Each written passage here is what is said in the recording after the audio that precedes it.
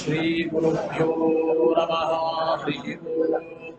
श्रियपत्ते नित्यागणितमाणिक्यविशद प्रभाजासो महत सकलावत्यतमसे जगज्जन्मस्थेव प्रलयरचनाशीलवपुषे नमो शेषाम्नाय स्मृतिरुदयदीप्ताय हरये येन प्रादुर्भावे भूमिबलये विस्तारि भूसन्तति प्रबोधिश्रुतिपङ्कजं करुणया प्रकाशितत्वं परम् तं त्वं समनायि साधुनिकरश्चाकारि सन्मार्जकः व्यासदिवाकरेण सततं मात्याजि मे मानसम् व्याप्तिर्यस्य निजे निजे नमः सा पक्षे सपक्षे स्थितिः व्यावृत्तिश्च विपक्षदोष विषये सत्तिर्न वैवादिते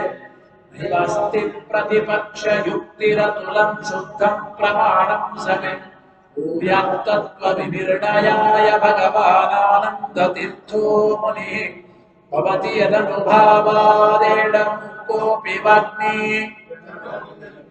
जायते काव्यमौलिः सकलवचनचेतो देवता भारती स मम वचसि निधत्तां सन्निधिं मानसे च ममानिमहसोचितवासभूमि सन्न्याय रत्नावलि जन्मभूमि वैराग्यभाग्यो मम पद्मनाभतीर्थमृताब्धिर्भवताद्विभूतिः पदवाक्यप्रमाणज्ञानमतिवादिमदच्चिदः श्रीमदक्षोभ्यतीर्थाख्यानुपतिष्ठे मम श्रीमदानन्दतीर्थार्य सन्मनः सरसि भुवि अनुव्याख्यानविधि चिच्चरी कतिमे मनः शब्दाब्दुगाढाः न च निगमचर्चासु चतुराः न च न्याये प्रौढाः न च विदितवेद्यापि वयम्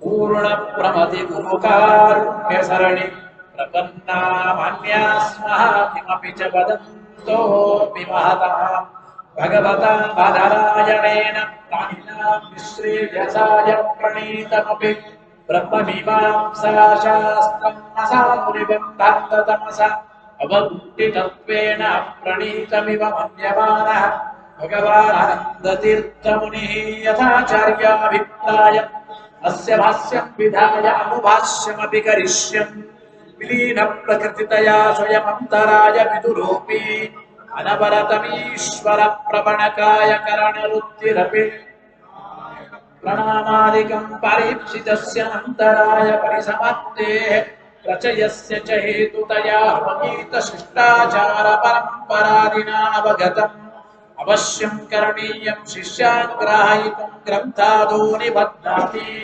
नारायणमिति नारायणं निखिलपूर्णगुणैकदेहं निर्दोषमप्यदममप्यखिलैः सुवाक्यैः विशेषतो मे वन्द्यं सदा प्रियतमं मम सन्नमामि तमेव शास्त्रप्रभवं प्रणम्य जगद्गुरूणां गुरुमध्यसैवः परमाख्य विद्या व्याख्यां करोम्यन्वपि चाहमेव भूमो मतातो ब्रह्म जिज्ञासावो श्रुति क्षीराब्धिमामध्याधीमं धरमहि व्रतः प्राप्ता न्यायसुराजेन तं च इन्द्रमहं भजे उदैरपि सुदुर्बोधे ग्रन्थे यन्मम साहसं तत्पारयन्तु निपुणाः गुरुपादरजगणाः लौकिकफलं लक्षणामृतदोहिनी गुरुवनुग्रहरूपां तां कामधेनुमुपास्महे मद्भुक्तिर्द्विनदी जयार्यशुभवत् सूर्यात्मजः सङ्गमे व्याख्यास्नानमहो विधाय हरे प्राप्य प्रसादं परम् प्रापुर्णे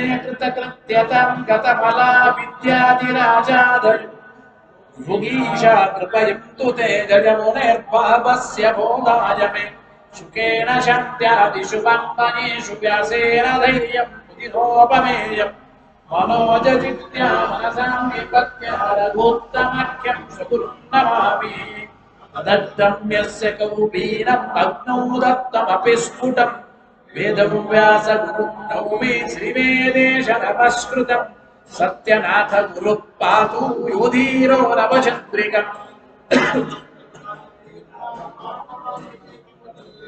ಆರೂಢ ಸಹಸಾ ಯತೀಂದ್ರ ಪದವೀಂ ಗತ್ವಾ ಚ ವಾರಾಣಸಿ ತತ್ರತ್ಯಾಂ ಕುಮತ ಪ್ರಚಾರ ನಿರತ ಅದ್ವೈತ ದಿಗ್ಧಂತಿನ ಪ್ರೌಢಾರ್ಥೇ ವಚನೆ ಸಂಯುಕ್ತಿ ಖಚಿತೈ ಸಂಬೀಷ ಯತ್ಮೋದಯತ್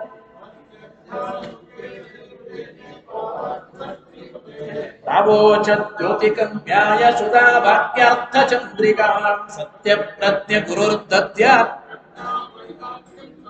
ಬಂಧುಸ್ತ್ವಂ ಗುರುರಿಷ್ಟದೈವತಮಿತಿ ತ್ವತ್ಪಾದಪಂಕೇರೋ ಭಕ್ತಂ ಪರಿಪಾಲಯೇತಿ ಸತತಂ ಯಾಚೇ ನಿಬದ್ಧಾಂಜಲಿ ಚಿತ್ತಂ ಮದ್ಗುಣದೋಷ ಚಿಂತನ ವಿದೌ ನಮ್ಮನಾತ್ಮಕೃತ ಸತ್ಯಾಭಿಜ್ಞೋ ಸ್ವದಂಗ್ರಿಯುಗಲ ಸದ್ಗತಿ ಸತ್ಯಾಭಿಜ್ಞಕರಾಬ್ಜೋತ್ಥಾನ್ ಪಂಚಾಶತ್ ವರ್ಷ ಪೂಜಕ ಸತ್ಯ ಪ್ರಮೋದ ತೀರ್ಥರ್ಯಾನ್ ವೇದೇಶ ಮುನಿ ಸತ್ಪಾದ ಸೇವಾ ಸಂಪ್ರಾಪ್ತ ವೈಭವಾನ್ ಯಾದವಾರ್ಯಾನ್ ವರಸುಧಾ ಪೂರ್ಣಬೋಧ ಮತಾನುಗಾ ವೈಷ್ಣವ ವಿಷ್ಣುದಯಾ ತಾನ್ನಮಸ್ಸೆ ನಮಃ ಗುರುಣಾಮಾಕೃತಿಂ ಸ್ಮರೇತ್ ತೇನ ವಿಘ್ನಾಃ ಪ್ರಣಶ್ಯಂತೆ ಸಿದ್ಧ್ಯಂತಿ ಚ ಮನೋರಥಾಃ ಧ್ಯಾಯಂತಿ ಕಾಮಾನ್ ಗುರುದೇವ ಪ್ರಸಾದಜಾನ್ವಿತಾತ್ಮಕಾಮೋತ್ಥಾನ್ ತೇಷಾಂ ವಿದ್ಯಾ ಫಲಿಷ್ಯತಿ ಶಿಕ್ಷಿತೋಸ್ಮಿ ಕೃಪಾಳುಭಿಃ ಶ್ರೀಮತ್ಸತ್ಯಾತ್ಮತೀರ್ಥಾರ್ಯಾನ್ ವಂದೇ ವಿದ್ಯಾಗುರುನ್ ಮಮ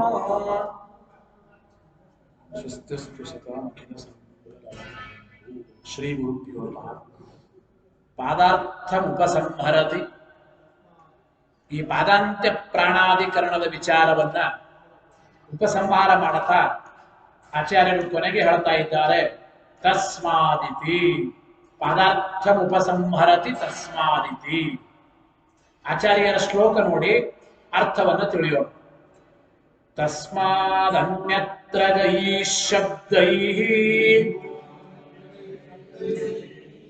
ಮುಕ್ತನ್ಯಾಯೈಃ ಸಮಂತತಃ ಏಕೋ ನಾರಾಯಣೋ ದೇವಃ ಮನ್ಯತೆ ನಾತ್ರ ಸಂಶಯಃ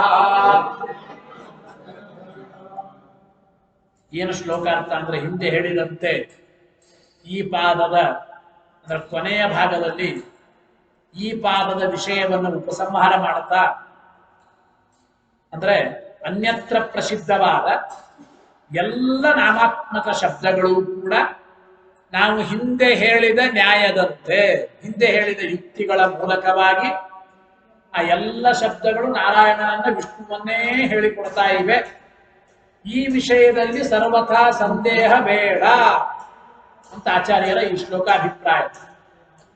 ಅನ್ಯತ್ರ ಗೈಹಿ ತಸ್ಮಾತ್ ಆದ್ದರಿಂದ ಅಂತ ಸಾಮಾನ್ಯ ಶ್ಲೋಕಾರ್ಥ ಹೇಳ್ತಾ ಇದ್ದೀನಿ. ತಸ್ಮಾತ್ ಆದ್ದರಿಂದ ಅನ್ಯತ್ರ ಗೈಹಿ ಅಂದ್ರೆ ಏನರ್ಥ? ಅನ್ಯತ್ರ ಪ್ರಸಿದ್ಧವಾದ ನಾಮಾತ್ಮಕ ಶಬ್ದಗಳಿಂದ ಅನ್ಯತ್ರ ಗೈಹಿ ಶಬ್ದೈಹಿ ಅಂದ್ರೆ ಸಮಂತತಃ ಉಕ್ತ ನ್ಯಾಯೈಹಿ ವೇದಗತವಾದ ಸಕಲ ಶಬ್ದಗಳಿಂದಲೂ ಕೂಡ ನಾವು ಹೇಳಿದ ಹಿಂದಿನ ನ್ಯಾಯದಿಂದ ಏಕಃ ಮುಖ್ಯವಾಗಿ ಪ್ರಧಾನವಾಗಿ ದೇವಃ ಕ್ರೀಡಾದಿಗಳ ವಿಶಿಷ್ಟನಾದ ನಾರಾಯಣ ಏವ ಭಣ್ಯತೆ, ನಾರಾಯಣನೇ ಈ ಎಲ್ಲ ಶಬ್ದಗಳಿಂದ ಹೇಳಲ್ಪಡ್ತಾ ಇದ್ದಾನೆ. ಅತ್ರ ಸಂಶಯ ನ, ಈ ವಿಷಯದಲ್ಲಿ ಸರ್ವಥಾ ಯಾವ ಸಂದೇಹ ಇಲ್ಲ. ಇದು ಶ್ಲೋಕಾಭಿಪ್ರಾಯ. ಟೀಕರಾಯರ ಅದಕ್ಕೆ ಈ ಶ್ಲೋಕಕ್ಕೇನೆ ವ್ಯಾಖ್ಯಾನ ಬರೀತಾ ನೋಡ. ಏನು ಅಂದ್ರೆ ಅನ್ಯತ್ರ ಗೈಹಿ ಅಂದ್ರೆ ನಾಮಾತ್ಮಕೈಹಿ ಇತಿ ಶೇಷಃ. ಅನ್ಯತ್ರ ಗೈಹಿ ನಾಮಾತ್ಮಕೈಹಿ ಶಬ್ದೈಹಿ ಅಷ್ಟು ಇಟ್ಕೋಬೇಕಲ್ಲಿ. ಶಬ್ದೈಹಿ ಶ್ಲೋಕದಲ್ಲಿದೆ, ಅನ್ಯತ್ರ ಗೈಹಿ ಶ್ಲೋಕದಲ್ಲಿದೆ. ಒಂದು ಶಬ್ದವನ್ನ ಅಧ್ಯಯನ ಮಾಡಿಕೊಡ್ಬೇಕು. ಟೀಕರಾಯ ಬರೀತಾರೆ. ಯಾವ ಶಬ್ದ ಅಂದ್ರೆ ನಾಮಾತ್ಮಕೈಹಿ ಅನ್ಯತ್ರ ಗೈಹಿ ಶಬ್ದೈಹಿ ಅಂದ್ರೇನು? ಅನ್ಯತ್ರ ಪ್ರಸಿದ್ಧವಾದ ನಾಮಾತ್ಮಕವಾದ ಎಲ್ಲ ಶಬ್ದಗಳಿಂದಲೂ ನಾರಾಯಣನೇ ವಾಚ್ಯನಾಗಿದ್ದಾನೆ ಮುಖ್ಯ ವೃತ್ತಿಯಿಂದ. ಒಂದು ವಿಷಯ. ತಸ್ಮಾತ್ ಅಂತಿದೆ. ತಸ್ಮಾತ್ ಆದ್ದರಿಂದ, ಆ ತಸ್ಮಾತ್ ಎಂಬುದರ ವಿವರಣೆನೆ ಉಕ್ತ ನ್ಯಾಯೈ ಅಂದ್ರು. ಉಕ್ತ ನ್ಯಾಯೈ ಸಮಂತತಃ. ತಸ್ಮಾತ್ ಎಂಬುದರ ವಿವರಣೆನೆ ಉಕ್ತ ನ್ಯಾಯೈ. ತಸ್ಮಾದಿತ್ಯಸ್ಯೈವ ವಿವರಣಂ ಉಕ್ತ ನ್ಯಾಯೈ ಇತಿ. ಉಕ್ತ ನ್ಯಾಯೈ ಅಂತ ಅರ್ಥ. ತಸ್ಮಾತ್ ಎಂಬುದರ ವಿವರಣೆನೆ ಉಕ್ತ ನ್ಯಾಯೈ. ತಸ್ಮಾದಿತ್ಯಸ್ಯೈವ ವಿವರಣಂ ಉಕ್ತ ನ್ಯಾಯ ಅಂದ್ರೆ ಹಿಂದೆ ಹೇಳಿದ ನ್ಯಾಯದ ಪ್ರಕಾರ ಅಂದ್ರೇನು? ನಿರವಕಾಶವಾದ ಶ್ರುತಿಲಿಂಗಗಳು ವಿಷ್ಣು ಪರವಾಗೇ ಇರೋದರಿಂದ ಇಷ್ಟೆಲ್ಲ ಅರ್ಥ. ಅದಕ್ಕೆ ತಸ್ಮಾತ್ ಉಕ್ತ ನ್ಯಾಯೈ ಅಂತ ಅರ್ಥ. ಸಕಲ ಅನ್ಯತ್ರ ಪ್ರಸಿದ್ಧವಾದ ನಾಮಾತ್ಮಕ ಶಬ್ದಗಳು ವಿಷ್ಣುವಿನನ್ನೇ ಹೇಳಿಕೊಡ್ತಾ ಇವೆ. ಇತಿ ಉಕ್ತ ನ್ಯಾಯ ಅಂದ್ರೆ ಏನು? ಉಕ್ತ ನ್ಯಾಯ ಯೇಷುತೆ ತಥೋಕ್ತಾಹ ಅಂತ ಅಂದ್ರೆ ಬಹುರ್ವಿ ಸಮಾಸವನ್ನು ಮಾಡಿ ತಿಳಿಯಬೇಕು. ಟೀಕಾಕೃತ್ಪಾದರು ಬರೀತಾ ಇದ್ದಾರೆ. ಅಂದ್ರೆ ನಾವು ಹಿಂದೆ ಹೇಳಲ್ಪಟ್ಟ ನ್ಯಾಯಗಳು ಎಲ್ಲಿ ಉಂಟೋ ಅವುಗಳು ಅಂದ್ರೆ ಯಾವ ಶಬ್ದಗಳು ಅಂತ ಅರ್ಥ. ಉಕ್ತ ನ್ಯಾಯ ಯೇಷುತೆ ತೇ ಅಂದ್ರೆ ಆ ಎಲ್ಲ ಶಬ್ದಗಳು ವಿಷ್ಣುವಾಚಕವೇ ಆಗಿವೆ. ಸಾಮಾನ್ಯವಾಗಿ ಅನ್ಯ ಪದಾರ್ಥ ಪ್ರಧಾನೋ ಬಹುರ್ವಿ ಅಂತ ಬಹುರ್ವಿ ಸಮಾಸದಲ್ಲಿ ಮಾಡುವಾಗ ಅಂದರೆ ನಾವು ಹೇಳಲ್ಪಟ್ಟ ನ್ಯಾಯಗಳು ಎಲ್ಲಿ ಉಂಟೋ ಅವುಗಳು ಅಂದ್ರೆ ಯಾವುದದು? ಶಬ್ದಗಳು. ಅಂದ್ರೆ ಅನ್ಯತ್ರ ಪ್ರಸಿದ್ಧವಾದ ನಾಮಾತ್ಮಕವಾದ ಬೇರೆ ಎಲ್ಲ ಶಬ್ದಗಳು ನಾವು ಹೇಳಲ್ಪಟ್ಟ ನ್ಯಾಯಗಳಿಂದ ವಿಷ್ಣುವಿನನ್ನೇ ಹೇಳಿಕೊಡ್ತವೆ. ಆ ಬಹುರ್ವಿ ಸಮಾಸವನ್ನು ಮಾಡಿ ಅರ್ಥ ತಿಳಿಬೇಕು. ಉಕ್ತ ನ್ಯಾಯ ಯೇಷುತೆ. ಯೇಷು ಅಂದ್ರೆ ನಾವೇನು ನ್ಯಾಯಗಳನ್ನ ಎಲ್ಲಿ ಹೇಳಿದ್ದೇವೆ ತೇ ಅಂತಹ ಶಬ್ದಗಳು ವಿಷ್ಣುವಾಚಕ ಏವ ಭವಂತಿ ಅಂತ ಅರ್ಥ. ಅದಕ್ಕೆ ಸಮಂತತಃ ಅಂತ ಇದೆ ಶ್ಲೋಕದಲ್ಲಿ. ಉಕ್ತ ನ್ಯಾಯೈ ಸಮಂತತಃ. ಸಮಂತತ ಅಂದ್ರೆ ಅರ್ಥ ಏನಪ್ಪ? ಸಮಂತತಃ ಸರ್ವ ವೇದಗತೈ. ಅನ್ಯತ್ರ ಗೈ ಅಂತ ಹಿಂದೆ ಹೇಳಿದರು. ಅನ್ಯತ್ರ ಪ್ರಸಿದ್ಧವಾದದ್ದು ಒಂದು. ಎರಡನೇದ್ದು ಎಲ್ಲ ವೇದಗಳಲ್ಲಿರುವ ಶಬ್ದಗಳು ಅಂದ್ರೆ ಇಂದ್ರ ಶಬ್ದ, ಆಕಾಶ ಶಬ್ದ, ಪ್ರಾಣ ಶಬ್ದ. ಪ್ರತಿಯೊಂದು ಅಧಿಕರಣಕ್ಕೂ ಒಂದೊಂದು ವಿಷಯ ವಾಕ್ಯಗಳನ್ನು ಕೊಟ್ಟಾರೋ ಇಲ್ಲ. ಈ ಎಲ್ಲ ಶಬ್ದಗಳು ಬರೋದು ಎಲ್ಲಿ? ಆ ವೇದ ವಾಕ್ಯಗಳಲ್ಲೇನೆ, ವೇದ ಮಂತ್ರಗಳಲ್ಲೇನೆ ಈ ಶಬ್ದಗಳು ಬರ್ತವೋ ಇಲ್ಲ. ಆಕಾಶ, ಇಂದ್ರ, ಪ್ರಾಣ, ಅಂತಸ್ಥ, ಇಲ್ಲಿ ಒಂದು ಪ್ರಾಣ ಶಬ್ದ, ಗಾಯತ್ರಿ ಶಬ್ದ, ಎಲ್ಲ ಶಬ್ದಗಳು ಎಲ್ಲಿ ಬರ್ತಾವವು? ವೇದಗತೈಹಿ ಅನ್ಯತ್ರಗೈಹಿ ಸಕಲೈಹಿ ಶಬ್ದೈಹಿ ಉಕ್ತ ನ್ಯಾಯೈಹಿ ವಿಷ್ಣುರೇವ ವಾಚ್ಯ. ಇಷ್ಟ ಅರ್ಥ ಹೇಳದಂಗಾಯ್ತು. ಸಮಂತತಃ ಅಂದ್ರೆ ಎಲ್ಲ ವೇದಗಳಲ್ಲಿ ಬರುವ ಸಕಲ ಶಬ್ದ ವಾಚ್ಯತ್ವ ವಿಷ್ಣುವಿಗೆ ಇದೆ ಅಂತ ತಿಳಿಯಿರಿ. ಏಕೋ ನಾರಾಯಣೋ ದೇವ ಅಂದರೆ ಏಕ ಏಕ ಎಂಬ ಶಬ್ದಕ್ಕೇನು ಒಂದು ಅಂತ ಅರ್ಥ ಅಲ್ಲ. ಏಕ ಅಂದ್ರೆ ಮುಖ್ಯಾರ್ಥ. ಅಮರಕೋಶದಲ್ಲಿ ಮಾತು ಉಂಟು. ಏಕ ಶಬ್ದಕ್ಕೆ ಸಂಖ್ಯಾರ್ಥಕವಾಗಿ ಏಕ ಅಂದ್ರೆ ಒಂದು, ಅಥವಾ ಏಕ ಶಬ್ದಕ್ಕೆ ಪ್ರಧಾನ ಅಂತ ಅರ್ಥ ಉಂಟು, ಅಥವಾ ಏಕ ಶಬ್ದಕ್ಕೆ ಮುಖ್ಯಾರ್ಥ ಮುಖ್ಯ ಅಂತ ಅರ್ಥ ಉಂಟು. ಏಕೆ ಮುಖ್ಯಾನ್ಯ ಕೇವಲಾಹ ಕೋಶ ಇದೆ. ಆ ಅರ್ಥದಲ್ಲಿ ನಾರಾಯಣ ಏಕಃ ಏವ ವಾಚ್ಯ ಅಂದ್ರೇನು? ಈ ಎಲ್ಲ ವೇದಗತವಾದ ಸಕಲ ಶಬ್ದಗಳಿಂದಲೂ ನಾರಾಯಣನೇ ಏಕಃ ಅಂದ್ರೇನು? ನಾರಾಯಣ ಒಬ್ಬನೇ ಮುಖ್ಯಾರ್ಥ ಸಕಲ ಶಬ್ದಗಳಿಗೂ. ಎಲ್ಲ ಶಬ್ದಗಳು ನಾರಾಯಣನನ್ನೇ ಮುಖ್ಯವಾಗಿ ತಿಳಿಸಿಕೊಡ್ತವೆ. ಏಕಃ ಮುಖ್ಯಾರ್ಥ. ನ ಅತ್ರ ಸಂಶಯ ಭಣ್ಯತೆ ನಾತ್ರ ಸಂಶಯ. ಆಚಾರ ಅನುವ್ಯಾಖ್ಯಾನ. ಅತ್ರ ಸಂಶಯ ನ ಅಂತ ಅನುವ್ಯಾಖ್ಯಾನ ಶ್ಲೋಕದಲ್ಲಿದೆ. ಟೀಕರಾಯ ಇದಕ್ಕೆ ಎರಡು ರೀತಿ ವ್ಯಾಖ್ಯಾನ ಮಾಡಿದ್ದ. ಅತ್ರ ಸಂಶಯ ನ, ಈ ವಿಷಯದಲ್ಲಿ ಸಂದೇಹ ಪಡಬೇಡಿ. ಯಾವ ವಿಷಯದಲ್ಲಿ ಹೇಗೆ? ಎರಡು ರೀತಿ ಅರ್ಥ ಬರೀತಾರೆ ಟೀಕರಾಯರು. ಭಣ್ಯತೆ ನಾತ್ರ ಸಂಶಯ ಎಂಬುದಕ್ಕೆ ಮೊದಲನೇ ಅರ್ಥ ಏನು ಅಂದ್ರೆ ನೋಡ್ರಿ. ಅಂದ್ರೆ ಕೆಲವರು ಏನಂತಾರಂದ್ರೆ ಲಕ್ಷಣಯ ಅಯಂ ಸಮನ್ವಯ ವಿಧೀಯತೆ ಇತಿ ಕೇಶಾಂಚಿನ್ ಮತಂ. ಇಲ್ಲಿ ಏಕಃ ಅಂತಂದಿದ್ದಾರೆ. ನಾರಾಯಣ ಒಬ್ಬನೇ ಮುಖ್ಯ ವೃತ್ತಿಯಿಂದ ಸಕಲ ಶಬ್ದಗಳಿಂದ ವಾಚ್ಯನಾಗಿದ್ದಾನೆ. ಇದ್ಯಾತಕ್ಕೆ ಹೇಳಬೇಕಾಗಿತ್ತು? ಕೆಲವು ವ್ಯಾಖ್ಯಾನಕಾರರು, ಕೆಲವು ಮತದವರು ಏನ್ ಮಾಡ್ತಾರಂದ್ರೆ ಈ ಶಬ್ದಗಳು ನಾರಾಯಣನನ್ನ ಹೇಳಬಹುದು, ಆದ್ರೆ ಲಕ್ಷಣಯ ಅಮುಖ್ಯ ವೃತ್ತಿಯಿಂದ ಲಕ್ಷಣಯ ಈ ಶಬ್ದಗಳು ವಿಷ್ಣುವಿನನ್ನ ನಾರಾಯಣನನ್ನ ಹೇಳಿಕೊಡ್ತವೆ ಅಂತ ಕೆಲವರು ಮತದವರು ವ್ಯಾಖ್ಯಾನ ಮಾಡುತ್ತಾರೆ. ಅದಲ್ಲ ಅಂತ ತಿಳಿಸೋದಕ್ಕಾಗೇನೆ ಏಕ ಶಬ್ದಕ್ಕೆ ಮುಖ್ಯ ಅಂತ ಅರ್ಥ. ಗೊತ್ತಾಯ್ತು ಇಲ್ಲ ವಾಕ್ಯ ನೋಡ್ರಿ. ಅಯಂ ಸಮನ್ವಯ ಲಕ್ಷಣಯ ವಿಧೀಯತೆ. ಏನು ಎಲ್ಲ ಶಬ್ದಗಳ ನೀವು ಸಮನ್ವಯ ಮಾಡಿದರೆ ಎಲ್ಲ ಶಬ್ದಗಳ ಸಮನ್ವಯ ನಾರಾಯಣನಲ್ಲಿ ಲಕ್ಷಣಯ ಆಗುತ್ತದೆ ಮುಖ್ಯ ವೃತ್ತಿಯಿಂದ. ಇತಿ ಕೇಶಾಂಚಿನ್ ಮತಂ. ಹೀಗೆ ಕೆಲವರು ಹೇಳುತ್ತಾರೆ ಅಂದ್ರು. ಹಿಂಗ್ ಕೆಲವರ ಮತ ಇದೆ. ಅದಕ್ಕಾಗೇನೆ ಮುಖ್ಯ ವೃತ್ಯ ಇತಿ ಸಿದ್ಧಾಂತ. ಲಕ್ಷಣಯ ಈ ಎಲ್ಲ ಶಬ್ದಗಳ ಸಮನ್ವಯ ಆಗುತ್ತದೆ ನಾರಾಯಣನಲ್ಲಿ ಅಂತ ಕೆಲವರು. ಆದ್ರೆ ನಾವು ಹೇಳೋ ಸಿದ್ಧಾಂತ ಏನಪ್ಪಾ ಅಂದ್ರೆ ಎಲ್ಲ ಶಬ್ದಗಳು ಮುಖ್ಯ ವೃತ್ತಿಯಿಂದಲೇನೆ ನಾರಾಯಣನಲ್ಲಿ ಸಮನ್ವಯ ಹೊಂದುತ್ತಾ ಇದೆ ಹೊರತು ಸರ್ವಥಾ ಲಕ್ಷಣಯ ಈ ಶಬ್ದಗಳು ನಾರಾಯಣನಲ್ಲಿ ಸಮನ್ವಯ ಹೊಂದೋದಿಲ್ಲ. ಅಂದ್ರೆ ಬೇರೆ ಕಡೆ ಮುಖ್ಯ ವೃತ್ತಿಯಿಂದ ಅಲ್ಲ, ಬೇರೆ ಕಡೆನೆ ಲಕ್ಷಣಯ, ಅನ್ಯತ್ರನೇ ಅಮುಖ್ಯ ವೃತ್ತಿಯಿಂದ ಆ ಶಬ್ದಗಳ ಸಮನ್ವಯ ಮಾಡಿಕೊಳ್ಳಬೇಕು. ನಾರಾಯಣನಲ್ಲಿ ಮುಖ್ಯ ವೃತ್ತಿಯಿಂದಲೇ ಶಬ್ದಗಳ ಸಮನ್ವಯ ಮಾಡಿಕೊಳ್ಳಬೇಕೆಂಬುದು ನಮ್ಮ ಸಿದ್ಧಾಂತ. ಏನಾಯ್ತು ಹಾಗಾದ್ರೆ ಅಂದ್ರೆ ಇಲ್ಲಿ ಸಂದೇಹ ಬಂತು ಅಂದ್ರು. ಹಿಂಗ ಸಂದೇಹ ಬರುತ್ತದೆ, ಸಂದೇಹ ಪಡಬೇಡ್ರಿ ಅಂತಾರೆ ಟೀಕಾರ. ಏನ್ ಸಂದೇಹ ಬಂತು? ಕೆಲವರು ಎಲ್ಲ ಶಬ್ದಗಳ ಸಮನ್ವಯ ಲಕ್ಷಣಯ ಅಂತ, ನಾವು ಸಿದ್ಧಾಂತಕಾರ ಏನ್ ಮಾಡ್ತೇವೆ? ಮುಖ್ಯ ವೃತ್ತಿಯಿಂದ ಶಬ್ದಗಳ ಸಮನ್ವಯ ನಾವು ಹೇಳ್ತೇವೆ. ಹಾಗಾದ್ರೆ ಏನು? ನಾರಾಯಣನಲ್ಲಿ ಶಬ್ದಗಳ ಸಮನ್ವಯ ಲಕ್ಷಣಯಾನೋ ಮುಖ್ಯ ವೃತ್ತಿಯಿಂದಲೋ ಅಂತ ಸಂದೇಹ ಬರ್ತದೆ. ಹಿಂಗ ಡೌಟ್ ಪಡಬೇಡ್ರಿ. ಗಣ್ಯತೆ ನಾತ್ರ ಸಂಶಯ. ಲಕ್ಷಣಯಾನೋ ಮುಖ್ಯ ವೃತ್ತಿಯಿಂದಲೋ ಹೇಗೆ ಸಮನ್ವಯ ಅಂತ ನೀವು ಸಂದೇಹ ಪಡಬೇಡ್ರಿ. ಏಕೋ ನಾರಾಯಣೋ ದೇವ ಗಣ್ಯತೆ ನಾತ್ರ ಸಂಶಯ. ಏಕ ಎಂಬ ಶಬ್ದ ಇತ್ತು. ಎಲ್ಲ ಶಬ್ದಗಳ ಸಮನ್ವಯ ನಾರಾಯಣನಲ್ಲಿ ಮುಖ್ಯ ವೃತ್ತಿಯಿಂದಲೇ ಆಗುತ್ತದೆ, ಯಾವ ಸಂದೇಹ ಬೇಡ. ಟೀಕಾರಾಯರ ಅರ್ಥ ಬರೀತಾರೆ ಅದನ್ನೇ. ಅತಃ ವಿಪ್ರತಿಪತ್ತೇ. ಹೀಗೆ ವಿಪ್ರತಿಪತ್ತಿ ಬರುತ್ತದೆ, ಸಂದೇಹ ಬರೋದ್ರಿಂದ ಅತ್ರ ಸಂಶಯ ನ ಕಾರ್ಯ. ಹಿಂಗೆ ವಿಪ್ರತಿಪತ್ತಿ ಇರೋದ್ರಿಂದ ಇಲ್ಲಿ ಸಂದೇಹ ಪಡ್ತೀವಿ, ಸಂದೇಹ ಪಡಬೇಡ್ರಿ. ಯಾಕೆ? ನಿರ್ಣಾಯಕಸ್ಯ ಉಕ್ತತ್ವ. ಯಾಕೆ ಸಂದೇಹ ಪಡಬಾರದು? ಲಕ್ಷಣಯ ಶಬ್ದಗಳ ಸಮನ್ವಯ ಅಂತ ಬೇರೆ ಮತದವರು ಹೇಳ್ತಾರೆ, ಮುಖ್ಯ ವೃತ್ತಿಯಿಂದ ಶಬ್ದಗಳ ಸಮನ್ವಯ ನಾರಾಯಣನಲ್ಲಿ ಅಂತ ನೀವು ಹೇಳ್ತೀರಿ. ಮತ್ತೆ ಸಂದೇಹ ಬರೋದಲ್ಲ ಅಂತ ಸಂದೇಹ ಪಡಬೇಡ್ರಿ. ಯಾಕೆ? ಮುಖ್ಯ ವೃತ್ತಿಯಿಂದಲೇನೆ ಶಬ್ದಗಳ ಸಮನ್ವಯ ನಾರಾಯಣನಲ್ಲಿ ಆಗುತ್ತದೆ ಎಂಬುದಕ್ಕೆ ನಾವು ನಿರ್ಣಾಯಕವಾದ ನಿರವಕಾಶವಾದ ಶ್ರುತಿಲಿಂಗಗಳನ್ನು ನಾವು ಹೇಳಿದ್ದೇವೆ. ನಿರ್ಣಾಯಕಸ್ಯ ಉಕ್ತತ್ವ ಅಂತಂದ್ರೆ ಏನರ್ಥ? ಅತ್ಯಂತ ನಿರವಕಾಶವಾದ ಬಾಹುಲ್ಯ ಶ್ರುತಿಲಿಂಗಯೋ ಅಂತ ಅವರಂದ್ರು. ಅಲ್ಲಿ ಬಾಹುಲ್ಯಾತ್ ಶ್ರುತಿಲಿಂಗಯೋ ಅಂತ ಹಿಂದೆನೂ ನಾವು ಹೇಳಿದ್ದೇವೆ.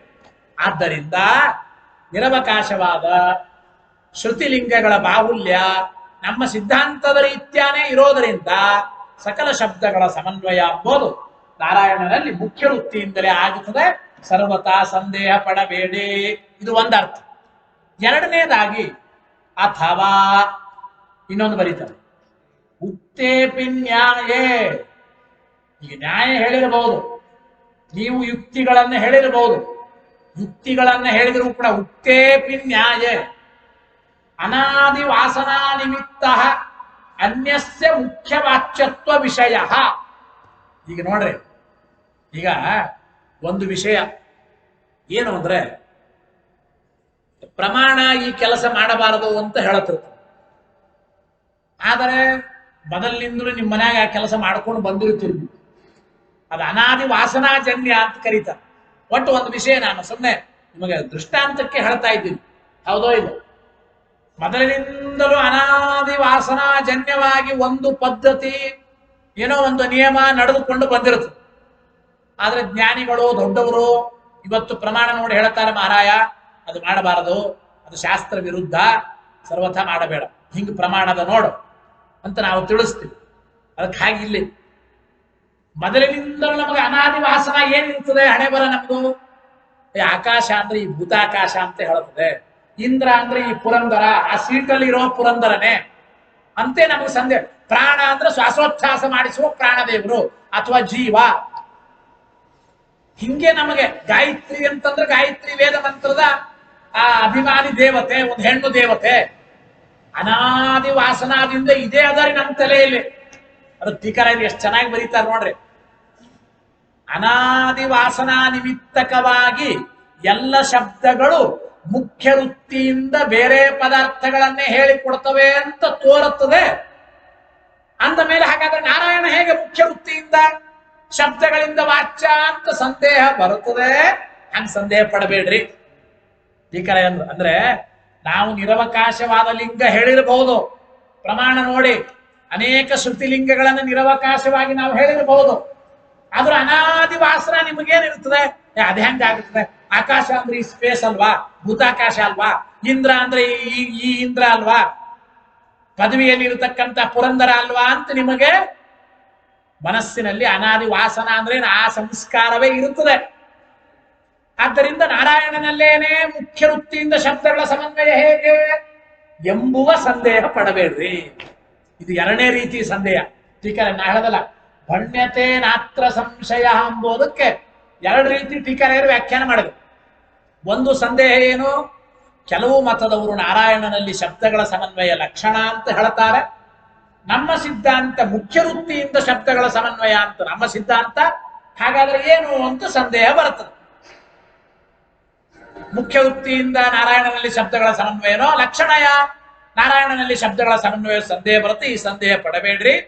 ನಾವು ನಿರವಕಾಶವಾದ ಶ್ರುತಿಲಿಂಗಗಳು, ಯುಕ್ತಿಗಳನ್ನ, ನ್ಯಾಯಗಳನ್ನ ಹೇಳಿದ್ದರಿಂದ ನಾರಾಯಣನಲ್ಲೇನೆ ಸಕಲ ಶಬ್ದಗಳ ಸಮನ್ವಯ ಮುಖ್ಯ ವೃತ್ತಿಯಿಂದ. ಡೌಟ್ ಪಡಬೇಡ್ರಿ. ಒಂದು ವ್ಯಾಖ್ಯಾನ. ಎರಡನೇ ರೀತಿ ಅರ್ಥ ಏನು? ಅಕಸ್ಮಾತ್ ನಾವು ಸಾಕಷ್ಟು ಶ್ರುತಿಲಿಂಗಗಳನ್ನ, ನಿರವಕಾಶವಾದ ಯುಕ್ತಿಗಳನ್ನ, ನ್ಯಾಯಗಳನ್ನ ಹೇಳಿರಬಹುದು. ಆದರೂ ಸಂದೇಹ ತಲೆಯಲ್ಲಿ ಉಳಿಯುತ್ತದೆ. ಆ ಸಂದೇಹ ತೆಗೆದು ಹಾಕ್ರಿ. ಯಾವ ಸಂದೇಹ? ಅನಾದಿ ವಾಸನಾ ನಿಮಿತ್ತಕವಾಗಿ ಆಕಾಶ, ಇಂದ್ರ, ಗಾಯತ್ರಿ ಮೊದಲಾದ ಶಬ್ದಗಳೆಲ್ಲ ಮುಖ್ಯ ವೃತ್ತಿಯಿಂದ ಬೇರೆಯವರನ್ನೇ ಹೇಳಿಕೊಡ್ತವೋ ಏನೋ, ಇವತ್ತೇನೋ ಇವರು ನಾರಾಯಣ ಅಂದುಬಿಟ್ರು ಅಂತ ಹಿಂಗ ಅನ್ಕೋಬೇಡ್ರಿ. ಅನಾದ್ಯನಂತ ಕಾಲದಿಂದ ಅನಂತ ಕಾಲದವರೆಗೂ ಸಕಲ ಶಬ್ದಗಳು ಮುಖ್ಯ ವೃತ್ತಿಯಿಂದ ನಾರಾಯಣನನ್ನೇ ಹೇಳಿಕೊಡ್ತವೆ ಅಂತ ಸರ್ವತಾ ಸಂಧಿ ನೋಡ್ರಿ. ಭಣ್ಯತೆ ನಾತ್ರ ಸಂಶಯ ಅನ್ನೋದು ಎಷ್ಟು ಸುಂದರವಾಗಿ ಎರಡು ರೀತಿ ಟೀಕಾರಾಯರು ವ್ಯಾಖ್ಯಾನ ಮಾಡ್ತಾರೆ. ಅಥವಾ ಉಕ್ತೇಪಿ ನ್ಯಾಯೇ ಅನಾದಿ ವಾಸನಾ ನಿಮಿತ್ತ ಅನ್ಯಸ್ಯ ಮುಖ್ಯ ವಾಚ್ಯತ್ವ ವಿಷಯ. ಬೇರೆ ಪದಾರ್ಥನೇ ಶಬ್ದಗಳಿಂದ ಮುಖ್ಯ ವಾಚ್ಯವಾಗಿದೆ ಅಂಥೇಳಿ ಸಂಶಯ ನಕಾರ್ಯ, ಸಂಶಯ ಮಾಡಬೇಡಿ, ಸಂದೇಹ ಪಡಬೇಡಿ. ಇತಿ ಅನೇನ ವ್ಯಾಚಷ್ಟೆ, ಇತಿ ಅನೇನ ಆಚಷ್ಟೆ. ಇದನ್ನ ಹೇಳಿದ್ರು ಆಚಾರ್ಯರು ಭಣ್ಯತೆ ನಾತ್ರ ಸಂಶಯ ಎಂಬ ವಾಕ್ಯದಿಂದ ಅಂತ ಬಹಳ ಚೆನ್ನಾಗಿ ವ್ಯಾಖ್ಯಾನ ಬರೆಯುತ್ತಾ ಇದ್ದಾರೆ.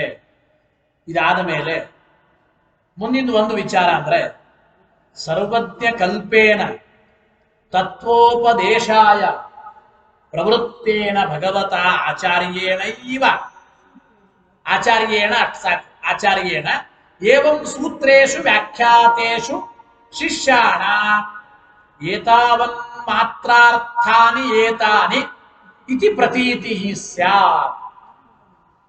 ಇಲ್ಲಿ ಮುಂದಿನ ಶ್ಲೋಕಗಳಲ್ಲಿ ಈ ಸೂತ್ರಗಳಿಂದ ಅಥವಾ ವೇದ ಮಂತ್ರಗಳಲ್ಲಿ ಬರುವ ಈ ಶಬ್ದಗಳಿಂದ ಪ್ರತಿ ಅಕ್ಷರ, ಪ್ರತಿ ಸೂತ್ರ, ಪ್ರತಿ ವಾಕ್ಯಗಳು ನಾರಾಯಣನನ್ನೇ ತಿಳಿಸಿಕೊಡ್ತವೆ ಅಂತ ಹೇಳ್ಯಾರ. ಇಷ್ಟು ಮಾತ್ರ ಅಲ್ಲ, ವಾಸುದೇವಾದಿ 4 ರೂಪಗಳು, ನಾರಾಯಣನ ಸೇರಿಸಿದ್ರೆ 5 ರೂಪಗಳು, ಅನಿರುದ್ಧ, ಪ್ರದ್ಯುಮ್ನ, ಸಂಕರ್ಷಣ, ವಾಸುದೇವ 4, ನಾರಾಯಣ ಸೇರಿಸ್ಬಿಟ್ರೆ 5, ಅನಿರುದ್ಧ, ಪ್ರದ್ಯುಮ್ನ, ಸಂಕರ್ಷಣ, ವಾಸುದೇವ, ನಾರಾಯಣ. ಈ ಪಂಚಮೂರ್ತಿಗಳೇನೆ ಪ್ರತಿಯೊಂದು ಇಲ್ಲಿರುವ ಸೂತ್ರಗಳಿಂದ ವಾಚ್ಯವಾಗಿರತಕ್ಕಂಥವುಗಳು ಅಂತ ಹೇಳಬೇಕಾಗಿದೆ. ಯಾತಕ್ಕೆ ಹೇಳಿದ್ರೆ ಇದನ್ನ ಆಚಾರ್ಯರು ಈ ಮುಂದಿನ ಶ್ಲೋಕದಲ್ಲಿ ಅಂತಂದ್ರೆ ಟೀಕಾರಾಯರು ಅವತರಣಿಕೆ ಕೊಡ್ತಾ ಇದ್ದಾರೆ. ಏನು ಅಂದ್ರೆ ನೋಡ್ರಿ, ಸರ್ವಜ್ಞ ಕಲ್ಪರಾದವರು ಶ್ರೀಮದ್ ಆಚಾರ್ಯರು. ವಿಚಿತ್ರ ಅಂದ್ರೆ ಇಲ್ಲಿ ಸ್ವಲ್ಪ ಗಮನಿಸ್ರಿ ನೀವು. ಟೀಕಾರಾಯರಿಗೇನೆ ಪದ್ಮನಾಭ ತೀರ್ಥಾದಿಗಳು ಸರ್ವಜ್ಞ ಕಲ್ಪರು ಅಂತಾರೆ. ಇಲ್ಲಿ ಟೀಕಾರಾಯರು ಆಚಾರ್ಯರಿಗೆ ಸರ್ವಜ್ಞ ಕಲ್ಪರು. ಅಂದ್ರೆ ದೇವರನ್ನು ಇಟ್ಟುಕೊಂಡ್ರೆ ಆಚಾರ್ಯರು ಸರ್ವಜ್ಞ ಕಲ್ಪರು, ಆಚಾರ್ಯರನ್ನ ಇಟ್ಟುಕೊಂಡ್ರೆ ಟೀಕಾರಾಯರು ಸರ್ವಜ್ಞ ಕಲ್ಪರು. ಹಿಂಗೆ ಎರಡು ಅರ್ಥ ಅಂತ. ಸರ್ವಜ್ಞ ಕಲ್ಪರು ಅಂದ್ರೆ ಏನ್ ಗೊತ್ತಾ? ಸರ್ವಜ್ಞರಿಗೆ ಕಿಂಚಿತ್ ಕಡಿಮೆ, ಕಿಂಚಿನ ಊನ ಅಂತ ಕರೀತಾರೆ. ದೇವರು ಮುಖ್ಯವಾಗಿ ಸರ್ವಜ್ಞ ಮೂರ್ತಿ. ಒಳ್ಳೆ ಪ್ರಮೇಯ ತಿಳ್ಕೊಳ್ರಿ. ಅಂದ್ರೆ ಆಚಾರ್ಯರಿಗೆ ಸಾಮಾನ್ಯವಾಗಿ ಸರ್ವಜ್ಞಾಚಾರ್ಯರು ನಾವು ಸರ್ವಜ್ಞರಂತೆ ಅಂದುಬಿಡ್ತೇವೆ. ಟೀಕಾರಾಯರು ಇಲ್ಲಿ ಬಳಸಿದ ಶಬ್ದ ಏನು ಗೊತ್ತಾ? ಸರ್ವಜ್ಞ ಕಲ್ಪೇನ ತತ್ವೋಪದೇಶಾಯ ಪ್ರವೃತ್ತೇನ ಭಗವತ ಆಚಾರ್ಯೇಣ. ಶ್ರೀಮದ್ ಆಚಾರ್ಯರನ್ನೇ ಸರ್ವಜ್ಞ ಕಲ್ಪರು ಅಂದ್ಬಿಟ್ರು ಟೀಕಾರಾಯರು, ಸರ್ವಜ್ಞರು ಅಂದಿಲ್ಲ. ಏನ್ರಿ ಆಚಾರ್ಯರು ಎಲ್ಲರೂ ಸರ್ವಜ್ಞರು ಅಂತಾರೆ, ಟೀಕಾರಾಯರು ಸರ್ವಜ್ಞ ಕಲ್ಪರಲ್ಲಿಗತ್ತಾರ. ಹಿಂಗ್ ನಿಮಗೆ ಸಂದೇಹ ಬಂದ್ಬಿಟ್ಟು ಹಂಗ ಸಂದೇಹ ಪಡಬೇಡ್ರಿ. ಭಣ್ಯತೇನ ಅತ್ರ ಸಂಶಯ. ದೇವರ ನಂತರದಲ್ಲಿ ಸರ್ವಜ್ಞರು ಅಂದ್ರೆ ಅಡ್ಡಿ. ದೇವರು ಎಷ್ಟು ಸರ್ವಜ್ಞನೋ ಅಷ್ಟು ಆಚಾರ್ಯರು ಸರ್ವಜ್ಞರು ಅಲ್ಲವೇ ಅಲ್ಲ. ಲಕ್ಷ್ಮೀದೇವಿನೇ ಅಲ್ಲ. ಲಕ್ಷ್ಮೀದೇವಿಯ ಜ್ಞಾನವನ್ನೇ ಪ್ರಮಾಣ ಪದ್ಧತಿಯಲ್ಲಿ ಟೀಕಾರಾಯರು ಹೇಳಬೇಕಾದ್ರೆ ಅದ್ಭುತವಾಗಿ ಅನಾಲೋಚನೆ ಸರ್ವ ವಿಷಯಕಂ ಜ್ಞಾನ, ಆದರೆ ಈಶ್ವರಾದನ್ಯತ್ರ ಅಂತಾರ. ದೇವರನ್ನ ಬಿಟ್ರೆ ಉಳಿದ ವಿಷಯದಲ್ಲಿ ಅನಾಲೋಚನೆ ಸರ್ವ ವಿಷಯಕ ಜ್ಞಾನ ಲಕ್ಷ್ಮೀ ಜ್ಞಾನ. ಅದೇ ರೀತಿ ವಾಯುದೇವ ಜ್ಞಾನ, ರುಜಿಯೋಗಿಗಳ ಜ್ಞಾನ ಹೇಳುವಾಗ ಆಲೋಚನೆ ಸರ್ವ ವಿಷಯಕಂ ಜ್ಞಾನ. ಆಲೋಚನೆ ಮಾಡಿದರೆ ಎಲ್ಲದರ ಜ್ಞಾನ ಇದೆ, ಸರ್ವಜ್ಞರು. ಆದರೆ ಈಶ್ವರಾದ ಅನ್ಯತ್ರ, ಅದನ್ನ ಮತ್ತೆ ಇಟ್ಕೋಬೇಕು ನಾವು. ಹಾಗಾದ್ರೆ ಅಭಿಪ್ರಾಯ ಏನು? ದೇವರ ವಿವಕ್ಷಯ ಶ್ರೀಮದ್ ಆಚಾರ್ಯರು ಕೂಡ ಸರ್ವಜ್ಞ ಕಲ್ಪನೆ.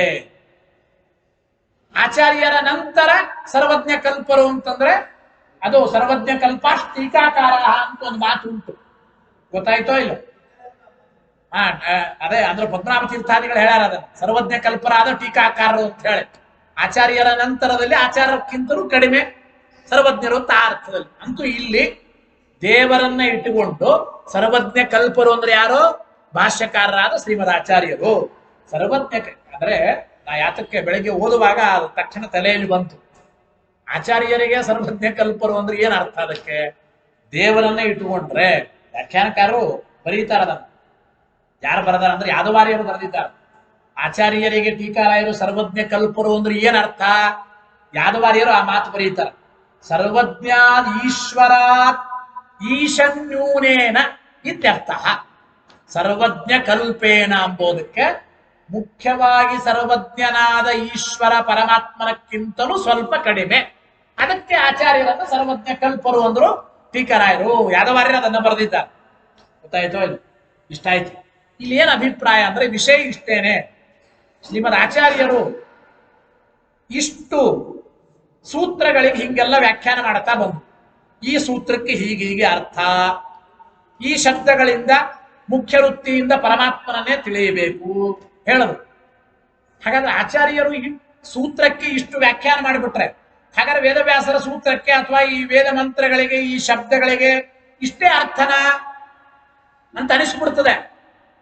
ಶ್ರೀಮದ್ ಆಚಾರ್ಯರು ಏನು ವ್ಯಾಖ್ಯಾನ ಮಾಡ್ಯಾರ, ಹಾಗಾದ್ರೆ ಆಚಾರ್ಯರ ವ್ಯಾಖ್ಯಾನದ ಪ್ರಕಾರ ಸೂತ್ರಕ್ಕೆ ಇಷ್ಟು ವ್ಯಾಖ್ಯಾನ ಅಂತ ತಿಳ್ಕೊಂಡು ಬಿಡೋಣ ಅಂದ್ರೆ ಅಷ್ಟೇ ಅಲ್ಲ ಅಂದ್ರು ಟೀಕಾರಾಯರು. ನೋಡ್ರಿ, ಸರ್ವಜ್ಞ ಕಲ್ಪರಾದ ತತ್ವೋಪದೇಶಕರಾದ ತತ್ವೋಪದೇಶಕ್ಕಾಗಿ ತತ್ವೋಪದೇಶಾಯ ಪ್ರವೃತ್ತೇನ, ಭಕ್ತರ ಉದ್ಧಾರಕ್ಕಾಗಿ ತತ್ವೋಪದೇಶ ಮಾಡೋದಕ್ಕಾಗಿ ಪ್ರವೃತ್ತರಾದ ಭಗವತ ಆಚಾರ್ಯೇಣ ಅಂದ್ರೆ ಪೂಜ್ಯರಾದ ಶ್ರೀಮದ್ ಆಚಾರ್ಯರಿಂದ ಏವಂ ಸೂತ್ರೇಶು ವ್ಯಾಖ್ಯಾತೇಶು, ಈ ರೀತಿ ಸೂತ್ರಗಳ ವ್ಯಾಖ್ಯಾನ ಮಾಡಿದ ಮೇಲೆ ಹಾಗಾದ್ರೆ ಶಿಷ್ಯರಿಗೇನು?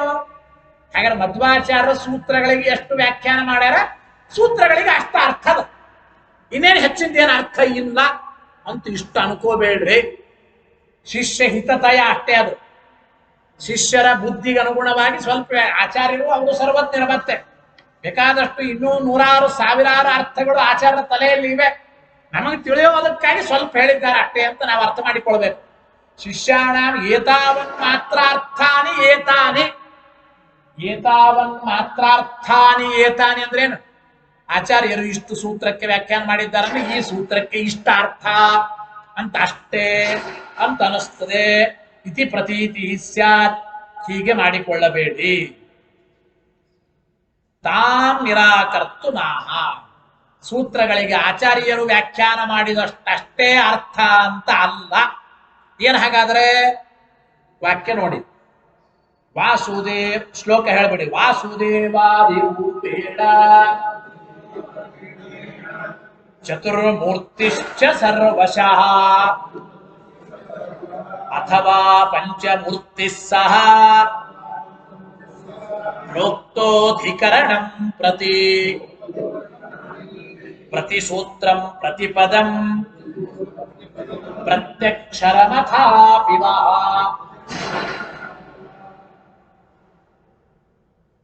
ವಾಸುದೇವಾದಿ ರೂಪೇಣ ಚತುರ್ಮೂರ್ತಿಶ್ಚ ಸರ್ವಶಃ. ವಾಸುದೇವಾದಿ ರೂಪೇಣ ಅಂದ್ರೇನು? ಟೀಕರೆ ಬರೀತಾ ಇದ್ದಾರೆ. ವಾಸುದೇವಾದಿತ್ವೇನ ಇತ್ಯರ್ಥ. ವಾಸುದೇವನೇ ಮೊದಲಾದ ರೂಪಗಳು, ಅನಿರುದ್ಧ, ಪ್ರದ್ಯುಮ್ನ, ಸಂಕರ್ಷಣ, ವಾಸುದೇವ, ಈ 4 ರೂಪಗಳು ತಗೋಬೇಕು ಮೊದಲು. ಚಶಬ್ದ ಬೇರೆ ಇಟ್ಟಿದ್ದಾರೆ. ಚತುರ್ಮೂರ್ತಿಶ್ಚ ಸರ್ವಶಃ. ಚಶಬ್ದಕ್ಕೇನರ್ಥ? ವಕ್ಷಮಾಣ ಪಕ್ಷಾಂತರ ಸಮುಚ್ಚಯಾರ್ಥ. ಅದು ಮುಂದೆ ಹೇಳೋದು ಇನ್ನೊಂದು ಪಕ್ಷ ಅದ. ಇನ್ನೊಂದು ಪಕ್ಷ ಯಾವುದು? ನಾರಾಯಣನ ಹೇಳಿಕೊಂಡ್ರೆ ಪಂಚಮೂರ್ತಿಗಳನ್ನು ಕೂಡ ಈ ಸೂತ್ರಗಳು ಹೇಳಿಕೊಡ್ತವೆ ಎಂಬ ಅರ್ಥ. ಮುಂದೆ ಹೇಳುವ ಅರ್ಥವನ್ನು ಚಶಬ್ದದಿಂದ ನಾವು ಹಚ್ಚಿಕೊಳ್ಳಬೇಕೆಂಬುದನ್ನೇ ಮುಂದೆ ಹೇಳುವ ಪಕ್ಷಾಂತರವನ್ನು ಸಮುಚ್ಚಯ ಮಾಡಿಕೊಳ್ಳಬೇಕು ಅಂತ ಚಶಬ್ದಕ್ಕೆ ಅರ್ಥ. ಚಶಬ್ದ ವಕ್ಷಮಾಣ ಪಕ್ಷಾಂತರ ಸಮುಚ್ಚಯಾರ್ಥ. ಇಲ್ಲಿ ಮುಂದೆ ಪ್ರಥಮ ಪಾದಾಂತೆ ಕಥನಾತ ಅಸ್ಮಿನ್ನೇವ ಪಾದ ಇತಿ ಭಾತಿ. ಎಷ್ಟು ಚೆನ್ನಾಗಿದೆ. ಮತ್ತೆ ಈಗ ಏನ್ ಮಾಡ್ಲಿಕ್ಕೆ ಆಚಾರ್ಯರಲ್ಲಿ?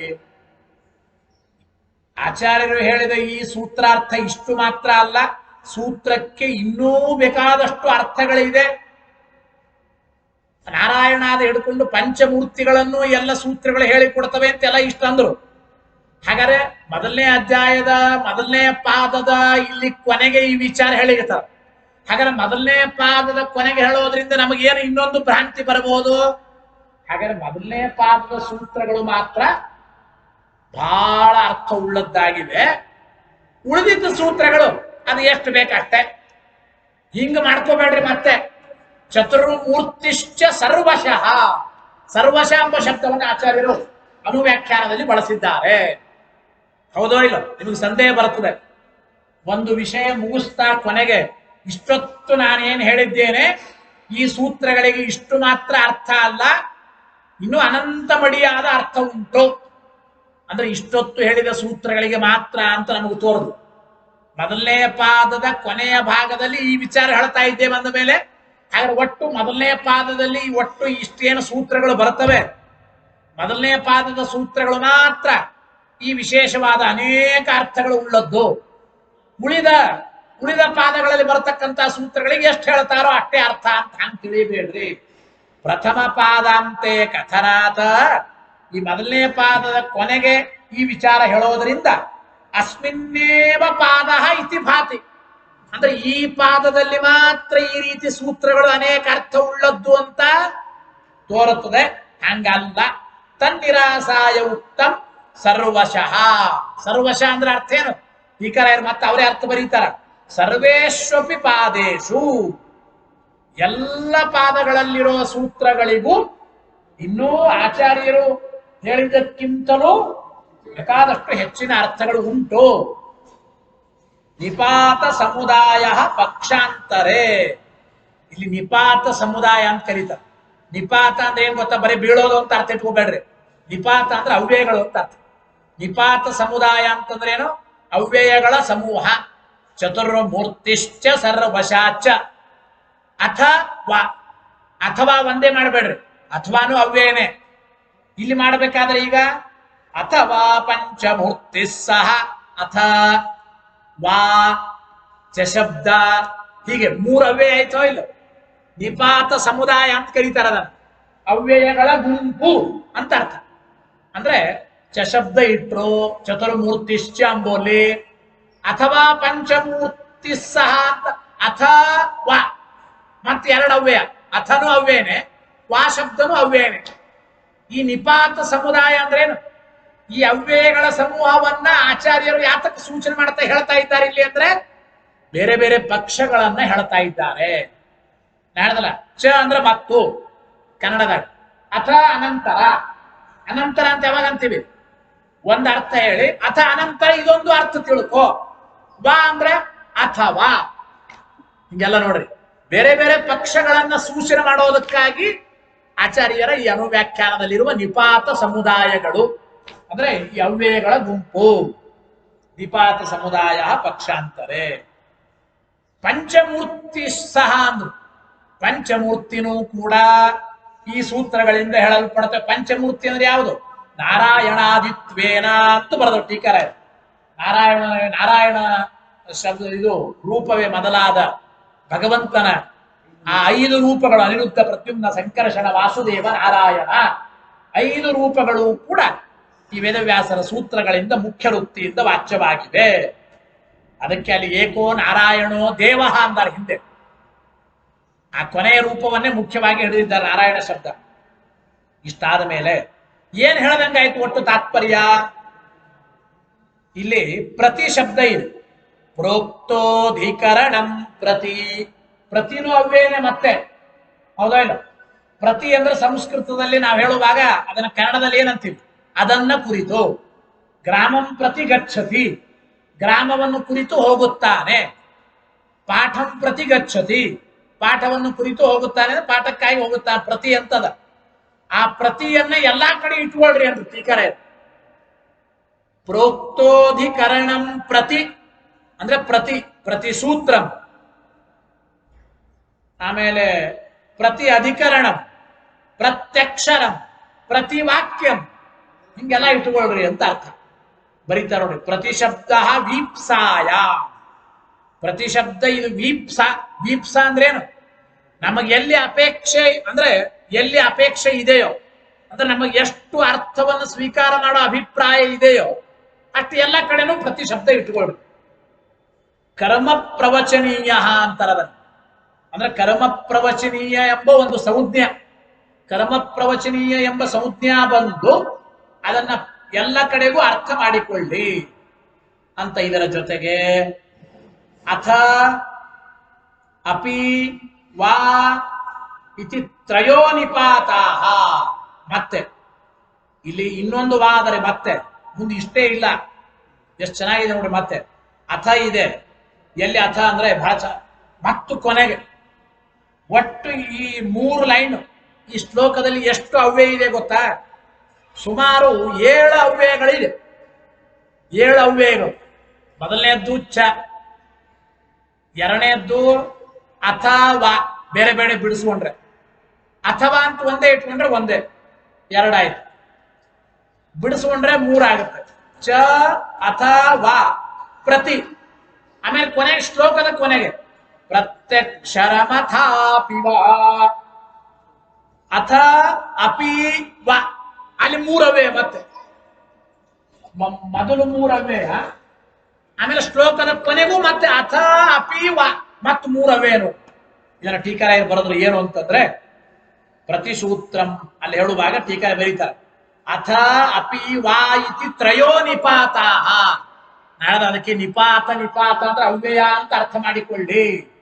ನಿಪಾತ ನಿಪಾತ ಅಂತಂದ್ರೆ ಅವ್ಯಯ ಅಂತ ಅರ್ಥ ಮಾಡಿಕೊಳ್ಳಿ ಅಂತ. ಯಥಾಕ್ರಮಂ ಪ್ರತಿಸೂತ್ರಂ ಇತ್ಯಾದಿಭಿಃ ತ್ರಿಭಿಃ ಸಂಬದ್ಧತೆ. ಅಂದ್ರೆ ಪ್ರತಿಸೂತ್ರ, ಪ್ರತ್ಯಕ್ಷರ, ಪ್ರತಿಪದ ಎಲ್ಲ ಕಡೆಗೂ ಅದನ್ನು ಇಟ್ಕೊಳ್ರಿ. ಅಂದ್ರೆ ಒಂದೊಂದು ಪಕ್ಷವನ್ನು ಸೂಚನೆ ಮಾಡೋದಕ್ಕಾಗಿ ಆ ಒಂದೊಂದು ಅವ್ಯಯಗಳನ್ನು ಹೇಳಿದ್ದಾರೆ. ಇಷ್ಟು ಒಂದು ವಿಚಾರ ಇದೆ. ಮುಂದೆ ಹಾಗಾದ್ರೆ ಏನಾಯ್ತು ನಮಗೆ? ಈ ಸೂತ್ರಗಳಲ್ಲಿ ನಾರಾಯಣಾದಿ ಪಂಚರೂಪಗಳು ಮುಖ್ಯ ವೃತ್ತಿಯಿಂದ ಪ್ರತಿಪಾದಿತವಾಗುತ್ತಾ ಇವೆ ಅಂತ ಆಚಾರ್ಯರಂದ್ರು. ಒಟ್ಟು ಈ ಶ್ಲೋಕಾಭಿಪ್ರಾಯ. ಇಲ್ಲಿ ನಾರಾಯಣಾದಿ ಮೂರ್ತಿಗಳು ಪ್ರತಿಪಾದಿತವಾಗಿವೆ, ನಿಮಗೆ ಹೆಂಗ್ ಗೊತ್ತಾಯಿತು? ಅದನ್ನ ಆಚಾರ್ಯ ಹೇಳ್ತಾರೆ ಈ ವಿಶೇಷವಾದ ಯುಕ್ತಿ ನ್ಯಾಯಗಳಿಂದ ಅಂತ. 10 ನಿಮಿಷ ಆ ಗುರುಗಳ ಸ್ಮರಣೆ ಮಾಡೋಣ. ಇವತ್ತು ಆರಾಧನೆ ನಿನ್ನೆ ಇವತ್ತು ಆಚಾರ್ಯ ಹೇಳಿದ್ರ? ಸತ್ಯದೇನಾಚಾರ್ಯ ಹೇಳಿಲ್ಲ, ಭೀಮ ಹೇಳಿದ್ರ? ಸುಮ್ಮನೆ ಸಂಕ್ಷೇಪವಾಗಿ ಹೇಳ್ಬಿಟ್ಟು 10 ನಿಮಿಷ. ನಿನ್ನೆ ಸತ್ಯ ನಿಧಿಗಳ ಆರಾಧನೆ, ಇವತ್ತು ಸತ್ಯನಾಥರ ಆರಾಧನೆ. ಮಹಾಜ್ಞಾನಿಗಳು ಇಬ್ಬರು ಗುರು ಶಿಷ್ಯರು ಕೂಡ. ಗುರುಭಕ್ತಿ ಹೇಗಿರಬೇಕು ಎಂಬುದಕ್ಕೆ ದೃಷ್ಟಾಂತ ಈ 3 ಜನ ಮಹನೀಯರು. ಸತ್ಯನಿಧಿಗಳು, ಸತ್ಯನಾಥರು, ಸತ್ಯಾಭಿನವ ತೀರ್ಥರು, ಸತ್ಯನಾಥರ ಶಿಷ್ಯರು. ಮೊದಲನೇದಾಗಿ ಸತ್ಯನಿಧಿಗಳಂತೂ ಅವರ ಉತ್ತರಾರಾಧನೆ ಇವತ್ತು ಮಹಾ ತಪಸ್ವಿಗಳು. ನವರತ್ನ ಮನೆತನಕ್ಕೆ ನವರತ್ನ ಅಂತ ಬಿರುದು ಕೊಟ್ಟವರೇ ಅವರೇ. ಜೊತೆಗೆ ಇಲ್ಲಿ ತುಮಕೂರಲ್ಲಿ ಮುಖ್ಯ ಪ್ರಾಣದೇವರ ಪ್ರತಿಷ್ಠಾಪನೆ ಮಾಡಿದ್ರು. ತುಮಕೂರು ಉತ್ತರಾದಿ ಮಠದಲ್ಲಿ ಸತ್ಯನಿಧಿಗಳು ಪ್ರತಿಷ್ಠಾಪನೆ ಮಾಡಿರ್ತಕ್ಕಂತಹ ಅಲ್ಲಿ ಪ್ರಾಣದೇವರು ಸಂಗಮೇಶ್ವರ ಅಂತ ಕರೀತಾರೆ. ಅವರು ಬೃಂದಾವನಸ್ಥರಾದದ್ದು ಮೊದಲು ನಿವೃತ್ತಿ ಸಂಗಮ ಅಂತ ಹೇಳ್ತಾರೆ. ನಿವೃತ್ತಿ ಸಂಗಮ ಅಂದ್ರೆ ಏನು? ವಾದಿರಾಜರು ತೀರ್ಥ ಪ್ರಬಂಧದಲ್ಲಿ ನಿವೃತ್ತಿ ಸಂಗಮದ ವರ್ಣನೆ ಮಾಡ್ತಾರೆ. ಯಾವ ಕ್ಷೇತ್ರಕ್ಕೆ ಹೋದರೆ ನಮ್ಮ ಎಲ್ಲಾ ಪಾಪಗಳು ನಿವೃತ್ತವಾಗಿ ನಾವು ನಿವೃತ್ತಿ ಮಾರ್ಗಕ್ಕೆ ಬರ್ತೇವೆ ಅಂತ ವಾದಿರಾಜರು. ನಿವೃತ್ತಿ ಮಾರ್ಗ ಅಂದ್ರೆ ಮೋಕ್ಷ ಮಾರ್ಗ ಅಂತ ಅರ್ಥ. ನಿವೃತ್ತಿ ಶಬ್ದಕ್ಕೆ ಮೋಕ್ಷ ಅಂತೂ ಟೀಕಾರಾಯರೇ ಅರ್ಥ ಬರೀತಾರೆ ಸುಧಾದಿ ಗ್ರಂಥಗಳಲ್ಲಿ. ನಿವೃತ್ತಿ ಸಂಗಮ ಅಂತ ಸಂಗಮೇಶ್ವರ ಅಂತ ಕರೀತಾರೆ. ಅಲ್ಲಿ ಸತ್ಯನಿಧಿಗಳು ಬೃಂದಾವನಸ್ಥರಾಗುತ್ತಾರೆ. ಪ್ರಾಯ ಸುಮಾರು 77ನೇ ಇಸ್ವಿಯಲ್ಲಿ ಅಲ್ಲಿ ಅಣೆಕಟ್ಟು ಬಂದು ಭಾರಿ ಜಲಪ್ರವಾಹ ಬಂದು ಆ ಬೃಂದಾವನ ಸ್ಥಳಾಂತರ ಮಾಡಬೇಕು ಅಂತ ಹೇಳಿ ನಿವೃತ್ತಿ ಸಂಗಮದಿಂದ ಸತ್ಯ ಪ್ರಮೋದ ತೀರ್ಥರು ಕರ್ನೂಲಿಗೆ ತಂದು ಅಲ್ಲಿ ಪ್ರತಿಷ್ಠಾಪನೆ ಮಾಡ್ತಾರೆ. ಎಷ್ಟು ಅದ್ಭುತ ಅಂದ್ರೆ ನೋಡಿ. ಸುಮಾರು ಅವಾಗ 77 ಅಂತಂದ್ರೆ 360 ವರ್ಷಗಳಾದರೂ ಆ ದೇಹ ಹಾಗೇ ಇತ್ತಂತೆ ವ್ಯವಸ್ಥಿತವಾಗಿ. ಆಮೇಲೆ ಅದನ್ನ ಅಸ್ಥಿಗಳನ್ನೆಲ್ಲ ತರ್ತಾರೆ. ಆ ಕಮಂಡಲಲ್ಲಿ ನೀರು ಅವ್ರು ಇಟ್ಕೊಂಡು ಕಮಂಡಲ ನೀರು ಹಾಗೇ ಇತ್ತಂತೆ. ಜಪಮಣಿ ಮುದ್ರೆ ಎಲ್ಲವೂ ಕೂಡ ಸತ್ಯ ಪ್ರಮೋದ ತೀರ್ಥರು ಆ ನೀರನ್ನು ತೆಗೆದುಕೊಂಡು ಪ್ರೋಕ್ಷಣೆ ಮಾಡಿಕೊಂಡು ಅಲ್ಲಿರೋ ವಿದ್ವಾಂಸರೇ ಆಗಿನ ಕಾಲ ಎಲ್ಲರಿಗೂ ಪ್ರೋಕ್ಷಣೆ ಮಾಡಿದ್ರು. ನಮ್ಮ ಯದುಪತಾಚಾರ್ಯರು, ದಿವಾನರು, ಪ್ರಹ್ಲಾದಾಚಾರ್ಯ ಇನ್ನೂ ಇದ್ದಾರೆ. ಆ ಪರಿಸ್ಥಿತಿ ಅಂದ್ರೆ ಆ ಸಂದರ್ಭ ನೋಡಿದವರು ಅನೇಕ ಜನ ವಿದ್ವಾಂಸರು ಇದ್ದಾರೆ. ಅದನ್ನು ಪ್ರೋಕ್ಷಣೆ ಮಾಡಿಕೊಂಡು ಆ ಇಡೀ ಮಂಟಪ ಸಮೇತವಾಗಿ ಎಲ್ಲ ನಂಬರ್ ಬರ್ಕೊಂಡು ತಂದು ಕರ್ನೂಲಲ್ಲಿ ಪ್ರತಿಷ್ಠಾಪನೆ ಮಾಡ್ತಾರೆ. ರಾಯರನ್ನ ಹೇಗೆ ಕಲ್ಪವೃಕ್ಷ ಕಾಮಧೇನುಗಳು ಅಂತ ಕರೀತಾರೆ, ಸತ್ಯನಿಧಿಗಳನ್ನು ಕೂಡ ಕಲ್ಪವೃಕ್ಷ ಕಾಮಧೇನುಗಳಂತೆ ಪ್ರಸಿದ್ಧಿ. ಅವರ ಬೃಂದಾವನದಲ್ಲೇನೆ ಕಲ್ಪವೃಕ್ಷ ಕಾಮಧೇನುಗಳ ಚಿತ್ರ ಇದೆ. ಬಹಳ ಸುಂದರವಾದ ಬೃಂದಾವನ. ಆ ಸತ್ಯನಿಧಿಗಳ ಬೃಂದಾವನ ಸೇವೆ ಮಾಡಿದ್ರೇನೆ ನಮ್ಮ ಎಲ್ಲ ಇಷ್ಟಾರ್ಥ ಸಿದ್ಧಿ ಅಂತ. ಛಲಾರಿ ಶೇಷಾಚಾರ್ಯರು ಅನೇಕ ಜನರು ಸತ್ಯನಾಥರಿಗೆ ಎಷ್ಟು ಅನುಗ್ರಹ ಅಂದ್ರೆ ಸತ್ಯನಿಧಿಗಳ ಅನುಗ್ರಹ. ಸತ್ಯನಾಥರು ವ್ಯಾಕರಣ ಮಹಾಭಾಷ್ಯವನ್ನು ಓದೇ ಇಲ್ಲ, ಹಾಗೇ ಪಾಠ ಹೇಳ್ತಾರೆ. ಅದು ಸತ್ಯನಿಧಿಗಳ ಅನುಗ್ರಹ ಅಂತ ಪ್ರಾರ್ಥನೆ ಮಾಡ್ತಾರೆ. ಸತ್ಯನಿಧಿಗಳು ಯಾರೋ?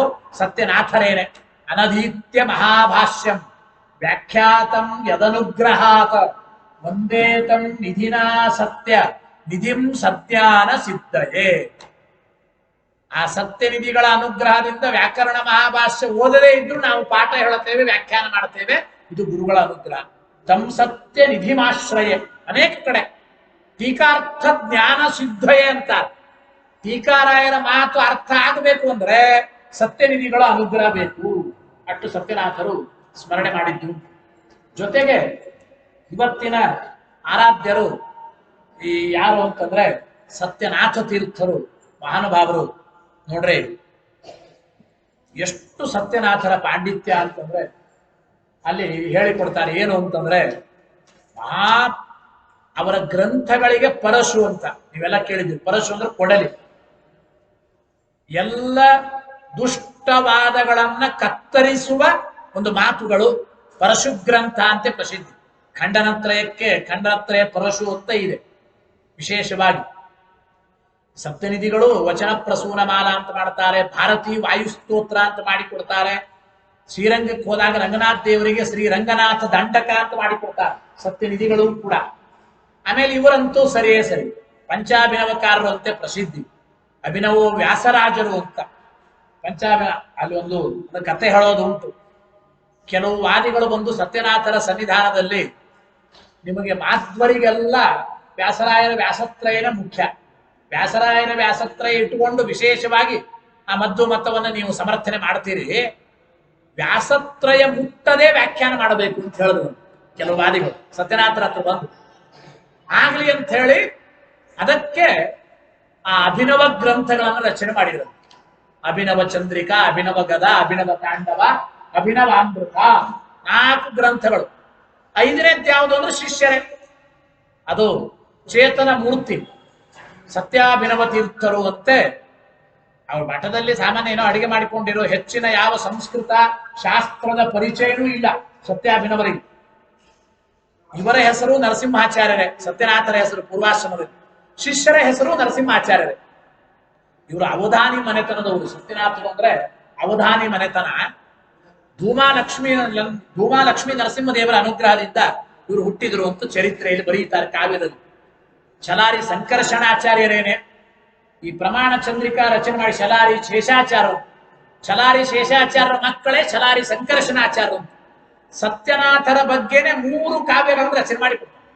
ಸತ್ಯನಾಥ ಅಭ್ಯುದಯ, ಸತ್ಯನಾಥ ಮಹಾತ್ಮ ರತ್ನಾಕರ, ಅಣು ಸತ್ಯನಾಥ ಅಭ್ಯುದಯ ಅಂತ ಛಲಾರಿ ಸಂಕರ್ಷಣಾಚಾರ್ಯರು 3 ಗ್ರಂಥ ಬರೀತಾರೆ. ಸತ್ಯನಾಥ ಅಭ್ಯುದಯ ನೋಡಿಬಿಟ್ರೆ ನಿಮಗೆ ಗುರುಭಕ್ತಿ ಹೇಗೆ ಮಾಡಬೇಕು ಅಂತ ಮೈ ರೋಮಾಂಚನ ಆಗುತ್ತೆ. ಬಹಳ ಅದ್ಭುತವಾಗಿರತಕ್ಕಂಥ ವಿಚಾರ ಸತ್ಯನಾಥ ಅಭ್ಯುದಯದಲ್ಲಿ ಸ್ವಾಮಿಗಳು ಪಾಠ ಹೇಳಿದ್ದಾರೆ ವಿಶೇಷವಾಗಿ. ಹಾಗೆ ಸತ್ಯನಾಥರ ಮಹಿಮಾ ಅದ್ಭುತವಾಗಿರತಕ್ಕಂಥದ್ದು. ವ್ಯಾಸತ್ರಯ ಮುಟ್ಟದೇನೆ ಎಲ್ಲ ವಾದಿಗಳನ್ನ ನಿಗ್ರಹ ಮಾಡಿ ಮಧ್ವ ಮತವನ್ನು ಸಮರ್ಥನೆ ಮಾಡಿದ ಮಹಾನುಭಾವರು ಅದು ಸತ್ಯನಾಥ ತೀರ್ಥರು. ಅಲ್ಲಿ ಹೇಳುವಾಗ ಇದೇ ಮಾತು ಏನು ಅಂದ್ರೆ, ವಿಶೇಷವಾಗಿ ರಕ್ಷಿತಂ ಭುವನತ್ರಯಂ ಅಂತ ಮಾತು ಬರುತ್ತದೆ. ದುರ್ವಾದಿ ಚೋರಾನ್ ವಿದ್ರಾವ್ಯ ರಕ್ಷಿತಂ ಭುವನತ್ರಯಂ. ಆದ್ದರಿಂದ ಎಲ್ಲ ದುರ್ವಾದಿಗಳನ್ನು ಓಡಿಸಿ ಆ ಶ್ರೀಮದ್ ಆಚಾರ್ಯರ ಸಿದ್ಧಾಂತವನ್ನು ಸ್ಥಾಪನೆ ಮಾಡಿದ್ದಾರೆ. ಆ ಆಚಾರ್ಯರ ಸಿದ್ಧಾಂತ ಸ್ಥಾಪನೆ ಮಾಡೋದಕ್ಕಾಗಿ ಸತ್ಯನಾಥರ ಅವತಾರ ಅಂತ ಅಷ್ಟು ಅವರ ಪಾಂಡಿತ್ಯ. ಸಮೀರ ಸಮಯಂ ವಕ್ತು ಯಸ್ತು ಲೋಕೆ ವಿಚಕ್ಷಣ ತಂವಂದೇ ಸತ್ಯನಾಥಾಖ್ಯಂ ವೀರಚೋಲ ಪುರಸ್ಥಿತಂ ಅಂತ ಅವರನ್ನು ಪ್ರಾರ್ಥನೆ ಮಾಡೋದು ಉಂಟು. ಆದ್ದರಿಂದ ಅಂತ ಪಂಚಾಭಿನವಕಾರರು ಸತ್ಯನಾಥ ತೀರ್ಥ ಶ್ರೀಪಾದಂಗಳವರು. ಅವರ ಒಬ್ಬರ ಶಿಷ್ಯರಿದ್ದರು ಮಠದಲ್ಲೇನೆ, ಆನಂದ ತೀರ್ಥಾಚಾರ್ಯ ಅಂತ ಹೇಳ್ತಾರೆ. ಅವರ ಶಿಷ್ಯರು ಆನಂದ ತೀರ್ಥಾಚಾರ್ಯ ಅಂತ ಒಳ್ಳೆ ವಿದ್ವಾಂಸರು. ಭಾರೀ ಸಾಲ ಬಾಧೆ, ಬಹಳ ಸಾಲ ಆಗಿದೆ, ಒದ್ದಾಡ್ತಾ ಇದ್ದ. ಎಲ್ಲಾ ಬ್ಯಾಂಕ್ ಮುಚ್ಚೋಯ್ತು, ಅವ್ರು ತಗೊಂಡವರೆಲ್ಲ ಇವ್ರು ಹೋದ್ರು ಒದ್ದಾಡ್ತೇವೋ ಇಲ್ಲೋ ಈಗ, ಬಹಳ ಸಾಲ ಆಗಿದೆ ಅಂತ. ಹಾಗೆ ಆನಂದ ತೀರ್ಥಾಚಾರ್ಯ ಅಂತ ಒಬ್ರು ಇದ್ರು. ಪಾಪ ಸಾಲ ಬಾಧ ತಾಳಲಾರದು, ಎಷ್ಟು ಒದ್ದಾಟ, ಇನ್ನು ಆತ್ಮಹತ್ಯೆನೆ ಮಾಡಿಕೊಂಡು ಬಿಡ್ತೇನೆ ಅಷ್ಟಕ್ಕೆ ಹೋಗಿದ್ರು ಅವರು. ಸತ್ಯನಾಥರು ಹೇಳಿದ್ರು. ಸಾಂಗ್ಲಿಯಲ್ಲೇ ಇದ್ರಂತೆ ಸತ್ಯನಾಥರು ಬಹಳ ದಿನಗಳ ಕಾಲ, 14 ವರ್ಷ ಸಾಂಗ್ಲಿಯಲ್ಲೇನೆ ಕೇವಲ ಗ್ರಂಥ ರಚನೆ, ಪಾಠ, ಪ್ರವಚನ. ಶ್ರೀರಂಗದಲ್ಲಿ ಅಭಿನವ ಚಂದ್ರಿಕಾ ಬರೆದರು ಅಂತ ಬರೀತಾರೆ ಆ ಕಾವ್ಯದಲ್ಲಿ. ಜೊತೆಗೆ ವಿಚಿತ್ರ ನೋಡಿ, 3 ಜನರಿಂದ ಇವರಿಗೆ ಅನುಗ್ರಹ, 2 ಬಾರಿ ದಂಡವು ವ್ಯತ್ಯಾಸ ಆಗಿದೆ. ಮೊದಲು ಉತ್ತರಾದಿ ಮಠದ ವೇದನಿಧಿ ತೀರ್ಥರು ಅಂತಿದ್ರು ಮಹಾನುಭಾವರು, ತಪಸ್ವಿಗಳು. ಪಂಡರಪುರದಲ್ಲಿ ಅವರ ಬೃಂದಾವನ ಇದೆ, ವೇದನಿಧಿ ತೀರ್ಥರು ಅಂತ. ವೇದನಿಧಿ ತೀರ್ಥರಿಗೆ ಬಂದು ಪ್ರಾರ್ಥನೆ ಮಾಡ್ತಾರೆ, ಸ್ವಾಮಿ ನಮಗೆ ಸನ್ಯಾಸ ಕೊಡ್ಬೇಕು. ಸಣ್ಣವನಿದ್ದಿ ಈಗ್ಯಾಕೆ ಸನ್ಯಾಸ ಬೇಡ ಅಂತ ಅವ್ರು ಹೇಳಿ ಕಳಿಸಿರ್ತಾರೆ. ಆಮೇಲೆ ಸ್ವಲ್ಪ ದಿವಸ ಆದ್ಮೇಲೆ ಕೃಷ್ಣದ್ವೈಪಾಯನ ತೀರ್ಥರ ಹತ್ರ ಸನ್ಯಾಸಾಶ್ರಮ ತೆಗೆದುಕೊಂಡು ಅಲ್ಲಿ ವಿದ್ಯಾನಾಥ ಯತಿಗಳು ಅಂತ ಆಗ್ತಾರೆ. ಮೊದಲ ಬಾರಿ ಆಶ್ರಮ ಆದದ್ದು ಕೃಷ್ಣದ್ವೈಪಾಯನ ತೀರ್ಥರಿಂದ. ಕುಸುಮೂರ್ತಿ ರಾಯಚೂರು ಹತ್ರ ಇದೆ. ಮಹಾಜ್ಞಾನಿಗಳು, ಗ್ರಂಥಕರ್ತೃಗಳು, ತಪಸ್ವಿಗಳು. ಕೃಷ್ಣದ್ವೈಪಾಯನರಿಂದ ಆಶ್ರಮ ತೆಗೆದುಕೊಂಡು ವಿದ್ಯಾನಾಥ ಯತಿಗಳು ಅಂತ ಆಗೋದು. ಆಮೇಲೆ ಮತ್ತೆ ವೇದನಿಧಿ ತೀರ್ಥರ ಹತ್ರ ಬಂದರು. ಅವ್ರಿಗೆ ಪ್ರಾರ್ಥನೆ ಮಾಡಿದಾಗ ದಂಡ ವ್ಯತ್ಯಾಸ ಮಾಡಿ ರಂಗನಾಥ ಯತಿಗಳು ಅಂತ ಆಗ್ತಾರೆ 2ನೇ ಬಾರಿ. ಮತ್ತೆ 3ನೇ ಬಾರಿ ಸತ್ಯನಿಧಿ ತೀರ್ಥರ ಹತ್ತಿರ ಬಂದು ಸತ್ಯನಾಥರು, ವಿದ್ಯಾನಾಥರು,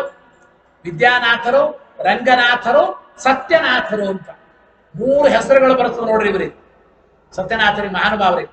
ಅಂದ್ರೆ ಅಷ್ಟೆಲ್ಲ ಜನರ ಅನುಗ್ರಹ ಪಡೆದ ಆ ಗುರುಗಳ ಒಂದು ಕಾರುಣ್ಯದ ಮೂರ್ತಿನೇ ಸತ್ಯನಾಥರು ಅಂತ ಹೇಳ್ಬಹುದು ನಾವು. ಅಂತ ಮಹಾನುಭಾವರು ಆ ಮಿರಜಲ್ಲಿ ಭಾರೀ ಸಾಲ ಒದ್ದಾಡ್ತಾ ಇದ್ದಾರೆ. ಆನಂದ ತೀರ್ಥಾಚಾರ್ಯರು ಏನ್ ಮಾಡಬೇಕು, ಸಾಲ ತಾಳಲಾರದೆ ಆತ್ಮಹತ್ಯೆನೇ ಮಾಡ್ಕೊಂಡ್ಬಿಡ್ತೇನೆ.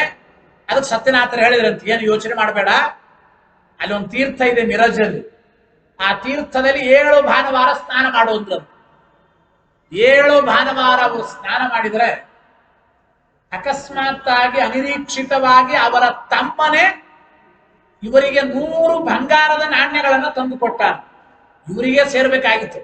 ಅಣ್ಣ ತಮ್ಮಂದ್ರ ಆಸ್ತಿ ಗಲಾಟೆ, ಜಗಳದ ಗಲಾಟೆಯಲ್ಲಿ ಇವ್ರಿಗೇನು ಕೊಟ್ಟಿರ್ಲಿಲ್ಲ ಆನಂದ ತೀರ್ಥಾಚಾರ್ಯ. 7 ಭಾನುವಾರ ಗುರುಗಳು ಹೇಳಿದಂತೆ ಆ ತೀರ್ಥದಲ್ಲಿ ಸ್ನಾನ ಮಾಡಿದ್ರಲ್ಲ, ಅವರ ತಮ್ಮನೇ 100 ಆ ಸುವರ್ಣದ ವರಾಹಗಳನ್ನ ಕೊಟ್ಟು ಆನಂದ ತೀರ್ಥಾಚಾರ್ಯ ನಮಸ್ಕಾರ ಮಾಡ್ತಾನಂತ. ಸತ್ಯನಾಥರ ಅನುಗ್ರಹ ನೋಡ್ರಿ ಹೇಗೆ. ಅದಕ್ಕೆ ಆ ತೀರ್ಥಕ್ಕೆ ಋಣ ವಿಮೋಚನ ತೀರ್ಥ ಅಂತ ಕರೀತಾರೆ. ಮಿರಜ್ಜಲ್ಲಿ ಇನ್ನೂ ಇದೆ, ಮಹಾರಾಷ್ಟ್ರ ಸಾಂಗ್ಲಿ ಹತ್ರ ಮಿರಜ್ ಅಂತ ಬರ್ತದೆ. ಆ ಮಿರಜ್ಜಲ್ಲಿ ಋಣ ವಿಮೋಚನ ತೀರ್ಥ ಅಂತ.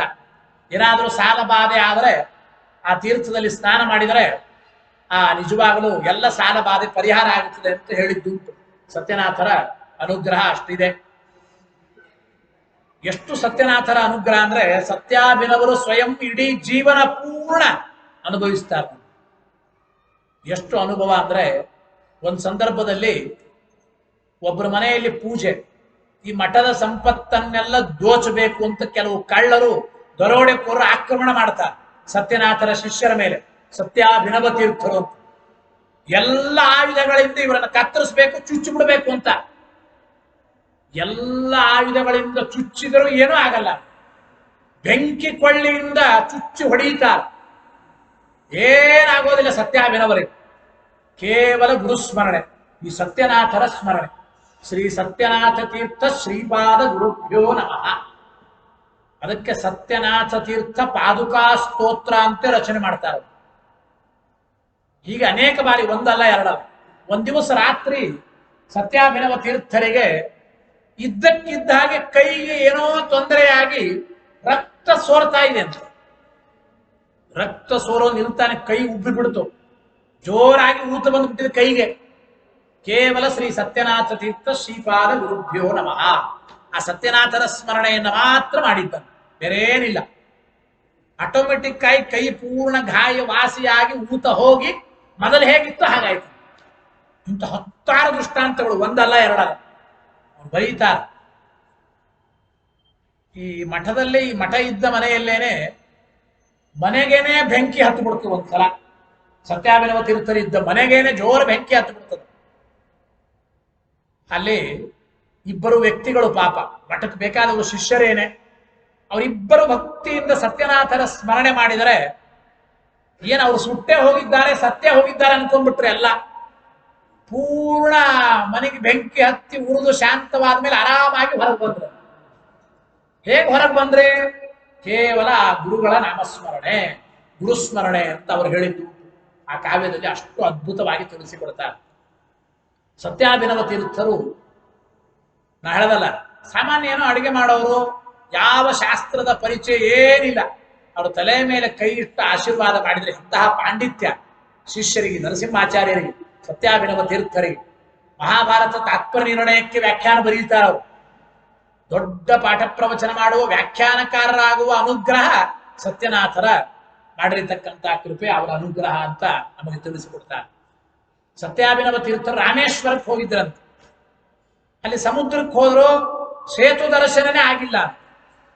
ರಾಮದೇವರು ಕಟ್ಟಿದ ಸೇತುವೆ ದರ್ಶನ ಮಾಡಿದರೆ ಬ್ರಹ್ಮಹತ್ಯಾದಿ ಸಕಲ ದೋಷಗಳ ಪರಿಹಾರ ಅಂತ ಕೇಳ್ತೇವೋ ಇಲ್ಲ. ಸೇತುಂ ದೃಷ್ಟ ಸಮುದ್ರಸ್ಯ ಬ್ರಹ್ಮಹತ್ಯಾ ವ್ಯಪೋಹತಿ. ವ್ಯಾಸರಾಜರು ನ್ಯಾಯಾಮೃತದಲ್ಲಿ ಈ ಮಾತು ಹೇಳಿಕೊಡ್ತಾ ಕೋಟ್ ಮಾಡ್ತಾರೆ. ಅದೃಷ್ಟ ಬೇಕೇ ಬೇಕು ಅಂತ ಹೇಳ್ತಾ, ಹಾಗೆ ಸೇತು ದರ್ಶನವೇ ಆಗಿಲ್ಲ ಅಂತ ಸತ್ಯಾಭಿನವರಿಗೆ. ಯಾತಕ್ಕೆ ಸೇತು ದರ್ಶನ ಆಗತ್ತಾ ಇಲ್ಲ? ತಕ್ಷಣ ಯೋಚನೆ ಮಾಡಿದ್ರು. ಸತ್ಯಾಭಿನವ ತೀರ್ಥರ ದಿನಚರಿ ಅಂದ್ರೆ ಮೊದಲು ಗುರುಗಳ ಪಾದುಕೆಗೆ ಪಾದ ಪೂಜೆ ಮಾಡೇನೆ ಎಲ್ಲಾ ಕಾರ್ಯಕ್ರಮ ಆರಂಭ. ಅವತ್ತೇನೋ ಅವಸರದಲ್ಲಿ ಗುರುಗಳ ಪಾದ ಪೂಜೆ ಆಗಿಲ್ಲ, ಹಾಗೆ ಬಂದುಬಿಟ್ರು. ಅದಕ್ಕೆ ಸೇತು ದರ್ಶನ ಆಗಿಲ್ಲ. ಓಡಿ ಮತ್ತೆ ಮಠಕ್ಕೆ ಬಂದು ಸತ್ಯನಾಥರ ಪಾದ ಪೂಜೆ ಮಾಡಿ ಬಂದ್ರೆ ಸೇತು ದರ್ಶನ ಆಯಿತು. ಇದು ಸತ್ಯನಾಥರ ಅನುಗ್ರಹದ ಸಾಮರ್ಥ್ಯ. ಎಷ್ಟು ಹೇಳಿದ್ರು ಕಡಿಮೆ ಅಂತ.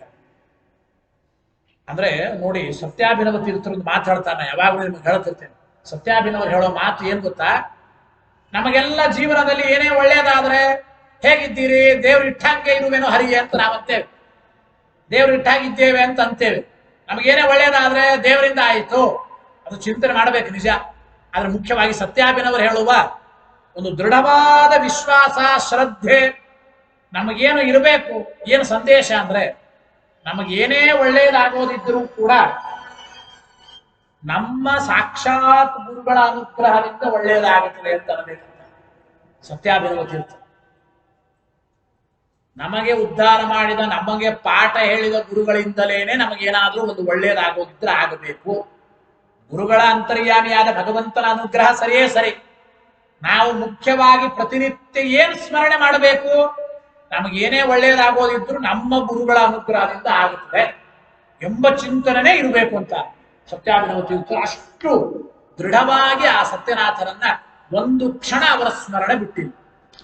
ಅಷ್ಟು ಸತ್ಯನಾಥರ ಮಹಿಮಾ ನೋಡಿ. ಸತ್ಯನಾಥರ ಮಹಿಮಾ ಕೊನೆಯದು ಒಂದು ವಿಚಾರ ಹೇಳಿ ಮುಗಿಸ್ಬಿಡ್ತೇನೆ. ಸತ್ಯನಾಥರ ಆ ತಪಸ್ಸಾಮರ್ಥ್ಯ, ಅವರ ಗುರುಭಕ್ತಿ ಎಂತಾದ್ದಿತ್ತು ಅಂದ್ರೆ ನಿಮ್ಗೆಲ್ಲ ಕಥೆ ಗೊತ್ತು. ನಿನ್ನೆ ಮಾರ್ಗಶಿರ ಶುದ್ಧ ದಶಮಿ, ಮಾರ್ಗಶಿರ ಶುದ್ಧ ದಶಮಿನೇ ವಿಷ್ಣು ದೂತರು ಬಂದು, ಸ್ವಾಮಿ ನಿಮ್ಮ ಅವತಾರ ಕಾರ್ಯ ಮುಗಿಯಿತು, ನೀವು ಬರಬೇಕು, ಪರಂಧಾಮ ಪ್ರಯಾಣ ಮಾಡಬೇಕು, ವೈಕುಂಠ ಪ್ರಯಾಣ ಮಾಡಬೇಕು ಅಂತ ಬಂದು ಕರೆದ್ರಂತೆ ವಿಷ್ಣು ದೂತರು. ನಿಮ್ಮ ಆಯುಷ್ಯ ಮುಗೀತಾ ಬಂತು, ಬರಬೇಕು ಇವತ್ತು. ಅದಕ್ಕೆ ಸತ್ಯನಾಥರು ಒಂದು ಮಾತು ಹೇಳಿದ್ರೆ, ಇವತ್ತು ಮಾರ್ಗಶಿರ ಮಾಸ ಶುದ್ಧ ದಶಮಿ, ನಮ್ಮ ಗುರುಗಳ ಆರಾಧನೆ, ಸತ್ಯನಿಧಿಗಳ ಆರಾಧನೆ, ಮಹಾಸಮಾರಾಧನೆ ನಡೀತಾ ಇದೆ. ನಾವು ಇವತ್ತೇ ಬೃಂದಾವನಸ್ಥರಾಗ್ಬಿಟ್ರೆ ನಮ್ಮ ಶಿಷ್ಯರು ನಮ್ಮ ಆರಾಧನೆ ಜೋರು ಮಾಡಿಬಿಡ್ತಾರೆ, ಬರೇ ವೈಭವದಿಂದ. ಗುರುಗಳ ಆರಾಧನೆ ಸಂಕ್ಷೇಪ ಆಗಿಬಿಡುತ್ತೆ. ಅದಕ್ಕೆ ಇವತ್ತು ನಾವು ವೈಭವದಿಂದ ಗುರುಗಳ ಆರಾಧನೆ ಮಾಡಿ, ನಾಳೆ ಏಕಾದಶಿ, ಮಾರ್ಗಶಿರ ಶುದ್ಧ ಏಕಾದಶಿ, ಗೀತಾ ಜಯಂತಿ ಇವತ್ತು, ನಾಳೆ ನಾವು ಮತ್ತೆ ಬೃಂದಾವನಸ್ಥರಾಗುತ್ತೇವೆ, ಪರಂಧಾಮ ಪ್ರಯಾಣ ಮಾಡ್ತೇವೆ. ವಿಷ್ಣು ದೂತರಿಗೆ ಹೇಳಿದ್ರಂತೆ ಮಹಾನುಭಾವರು ನೋಡಿ. ಒಂದು ದಿನ ತಮ್ಮ ಮೃತ್ಯುವನ್ನೇ ಮುಂದೂಡಿದ್ದಾರೆ ಗುರುಭಕ್ತಿಗಾಗಿ, ಆ ಗುರುಗಳ ಆರಾಧನೆಗಾಗಿ. ಅಂತಹ ಮಹನೀಯರು ಆ ಸತ್ಯನಾಥ ಚಿತ್ತ ಶ್ರೀಪಾದಂಗಳವರು ವಿಶೇಷವಾಗಿ. ಆದ್ದರಿಂದ ಅವರು ಆ ಸತ್ಯನಿಧಿಗಳ ಆರಾಧನೆ ಮಾಡಿ ಮರುದಿನ ಇವತ್ತು ಏಕಾದಶಿ ಬೃಂದಾವನ ಪ್ರವೇಶ ಮಾಡ್ತಾರೆ ಅಂತ ಕೇಳ್ತೇವೆ. ಆ ಬೃಂದಾವನ ನೋಡಿದ್ರೇನೆ ಮನಸ್ಸಿಗೆ ಆನಂದ ಆಗುತ್ತೆ. ಎಲ್ಲ ಇಷ್ಟಾರ್ಥ ಸಿದ್ಧಿ ಸತ್ಯನಾಥರ ಅನುಗ್ರಹದಿಂದ. ಆ ದಕ್ಷಿಣ ಪಿನಾಕಿನಿ ತೀರ ವೀರಚೋಳಪುರ ಅಂತ ಕರೀತಾರೆ. ಅಂತಹ ಸತ್ಯನಾಥರ ಅನುಗ್ರಹ ಅನೇಕ ಬಾರಿ ಪಡೆದ ಭಕ್ತರೆಲ್ಲ ಇದ್ದಾರೆ. ಮಹಿಷಿಯಲ್ಲಿ ಸತ್ಯನಾಥ ಅಗ್ರಹಾರ ಅಂತ ಇತ್ತು. 100 ಜನ ಬ್ರಾಹ್ಮಣರಿಗೆ ಮನೆ ಕಟ್ಟಿಕೊಟ್ಟು ಆ 100 ಜನ ಬ್ರಾಹ್ಮಣರಿಗೆ ಇಡೀ ಜೀವನೋಪಾಯ ಆಗಬೇಕು. ಮಹಿಷಿಯಲ್ಲಿ ಸತ್ಯನಾಥ ಆಗ್ರ. ಈಗೆಲ್ಲ ಬರೇ ಒಂದು ಮಠ ಮಾತ್ರ ನಮಗೆ ಕಾಣಿಸ್ತದೆ. ಮಠದ ಸುತ್ತಲೂ, ಮಠದ ಇಡೀ ಎದುರಿಗೆ 100 ಮನೆಗಳಿತ್ತಂತ. ಸತ್ಯನಾಥ ಅಗ್ರಹಾರ ಅಂತ ಮಹಿಷಿಯಲ್ಲಿ ವಿಶೇಷವಾಗಿ. ಈಗೆಲ್ಲ ಹೋಗ್ಬಿಟ್ಟಿದೆ. ಅಂತ ಮಾನ್ಯರು ಇಲ್ಲಿ ಬೆಂಗಳೂರು ಉತ್ತರಾದಿ ಮಠದಲ್ಲಿ ಸತ್ಯನಾಥರ ಪ್ರತಿಮೆ ಇಟ್ಟಿದ್ದಾರೆ. ಹಿತಾಳಿ ಪ್ರತಿಮೆ ನಿಮಗೆ ಬೃಂದಾವನ ಕೆಳಗಡೆ ಆ ಕಡೆ ನೋಡಿದ್ರೆ ಕಾಣಿಸ್ತದೆ. ಅದು ಆ ಸಂದರ್ಭದ ಮುಂದೆ ಇಟ್ಟಿದ್ದಾರೆ. ಆ ಸಂದರ್ಭದಲ್ಲೇ ಮಹಿಷಿಯಲ್ಲೇ ಇತ್ತದು ಮೊದಲು. ಮಹಿಷಿಯಲ್ಲಿ ಇದ್ದದ್ದನ್ನ ಸತ್ಯಪ್ರಮೋತೀರ್ಥ ಶ್ರೀಪಾದರು ಇಲ್ಲಿ ತಂದು ಅದನ್ನು ಮಾಡಿದ್ದಾರೆ. ಆದ್ದರಿಂದ ದಾನ, ಧರ್ಮ, ವಾಕ್ಯಾರ್ಥ, ಗ್ರಂಥ ನಿರ್ಮಾಣ, ಶಿಷ್ಯರ ನಿರ್ಮಾಣ, ಹೇಗೆ ಅನುಗ್ರಹ ಮಾಡಬೇಕು ಭಕ್ತರಿಗೆ, ಪ್ರತಿಯೊಂದರಲ್ಲಿಯೂ ಕೂಡ ಅದ್ಭುತ ಮಹಿಮಾ ಪುರುಷರು ಆ ಸತ್ಯನಾಥ ತೀರ್ಥ ಶ್ರೀಪಾದಂಗಳವರು. ಅವರ ಅನುಗ್ರಹದಿಂದ ನಮಗೂ ಕಿಂಚಿತ್ ಗುರುಭಕ್ತಿ ಬರಲಿ ಅಂತ ಪ್ರಾರ್ಥನೆ ಮಾಡ್ಬೇಕಷ್ಟೇ. ಅವರ ಅನುಗ್ರಹದಿಂದ ಆ ಟೀಕಾರಾಯರ ಮಾತುಗಳು ಅರ್ಥವಾಗಲಿ ಅಂತ ಪ್ರಾರ್ಥನೆ ಮಾಡ್ತಾ, ಹರಯೇ ನಮಃ, ಶ್ರೀಕೃಷ್ಣಾರ್ಪಣಮಸ್ತು. ಮತ್ತೆ 6:30ಕ್ಕೆ ಪುರಂದರಾಚಾರ್ಯರ ಇವತ್ತಿನಿಂದ ಗೀತಾ ಉಪನ್ಯಾಸ ನಡೆಯುತ್ತಾ ಇದೆ. 6ನೇ ಅಧ್ಯಾಯದ ಗೀತಾ ಉಪನ್ಯಾಸ 6:30ಕ್ಕೆ ಇವತ್ತಿನಿಂದ ಪುರಂದರಾಚಾರ್ಯರ ಪ್ರವಚನ ಇವತ್ತಿನಿಂದ ಇದೆ.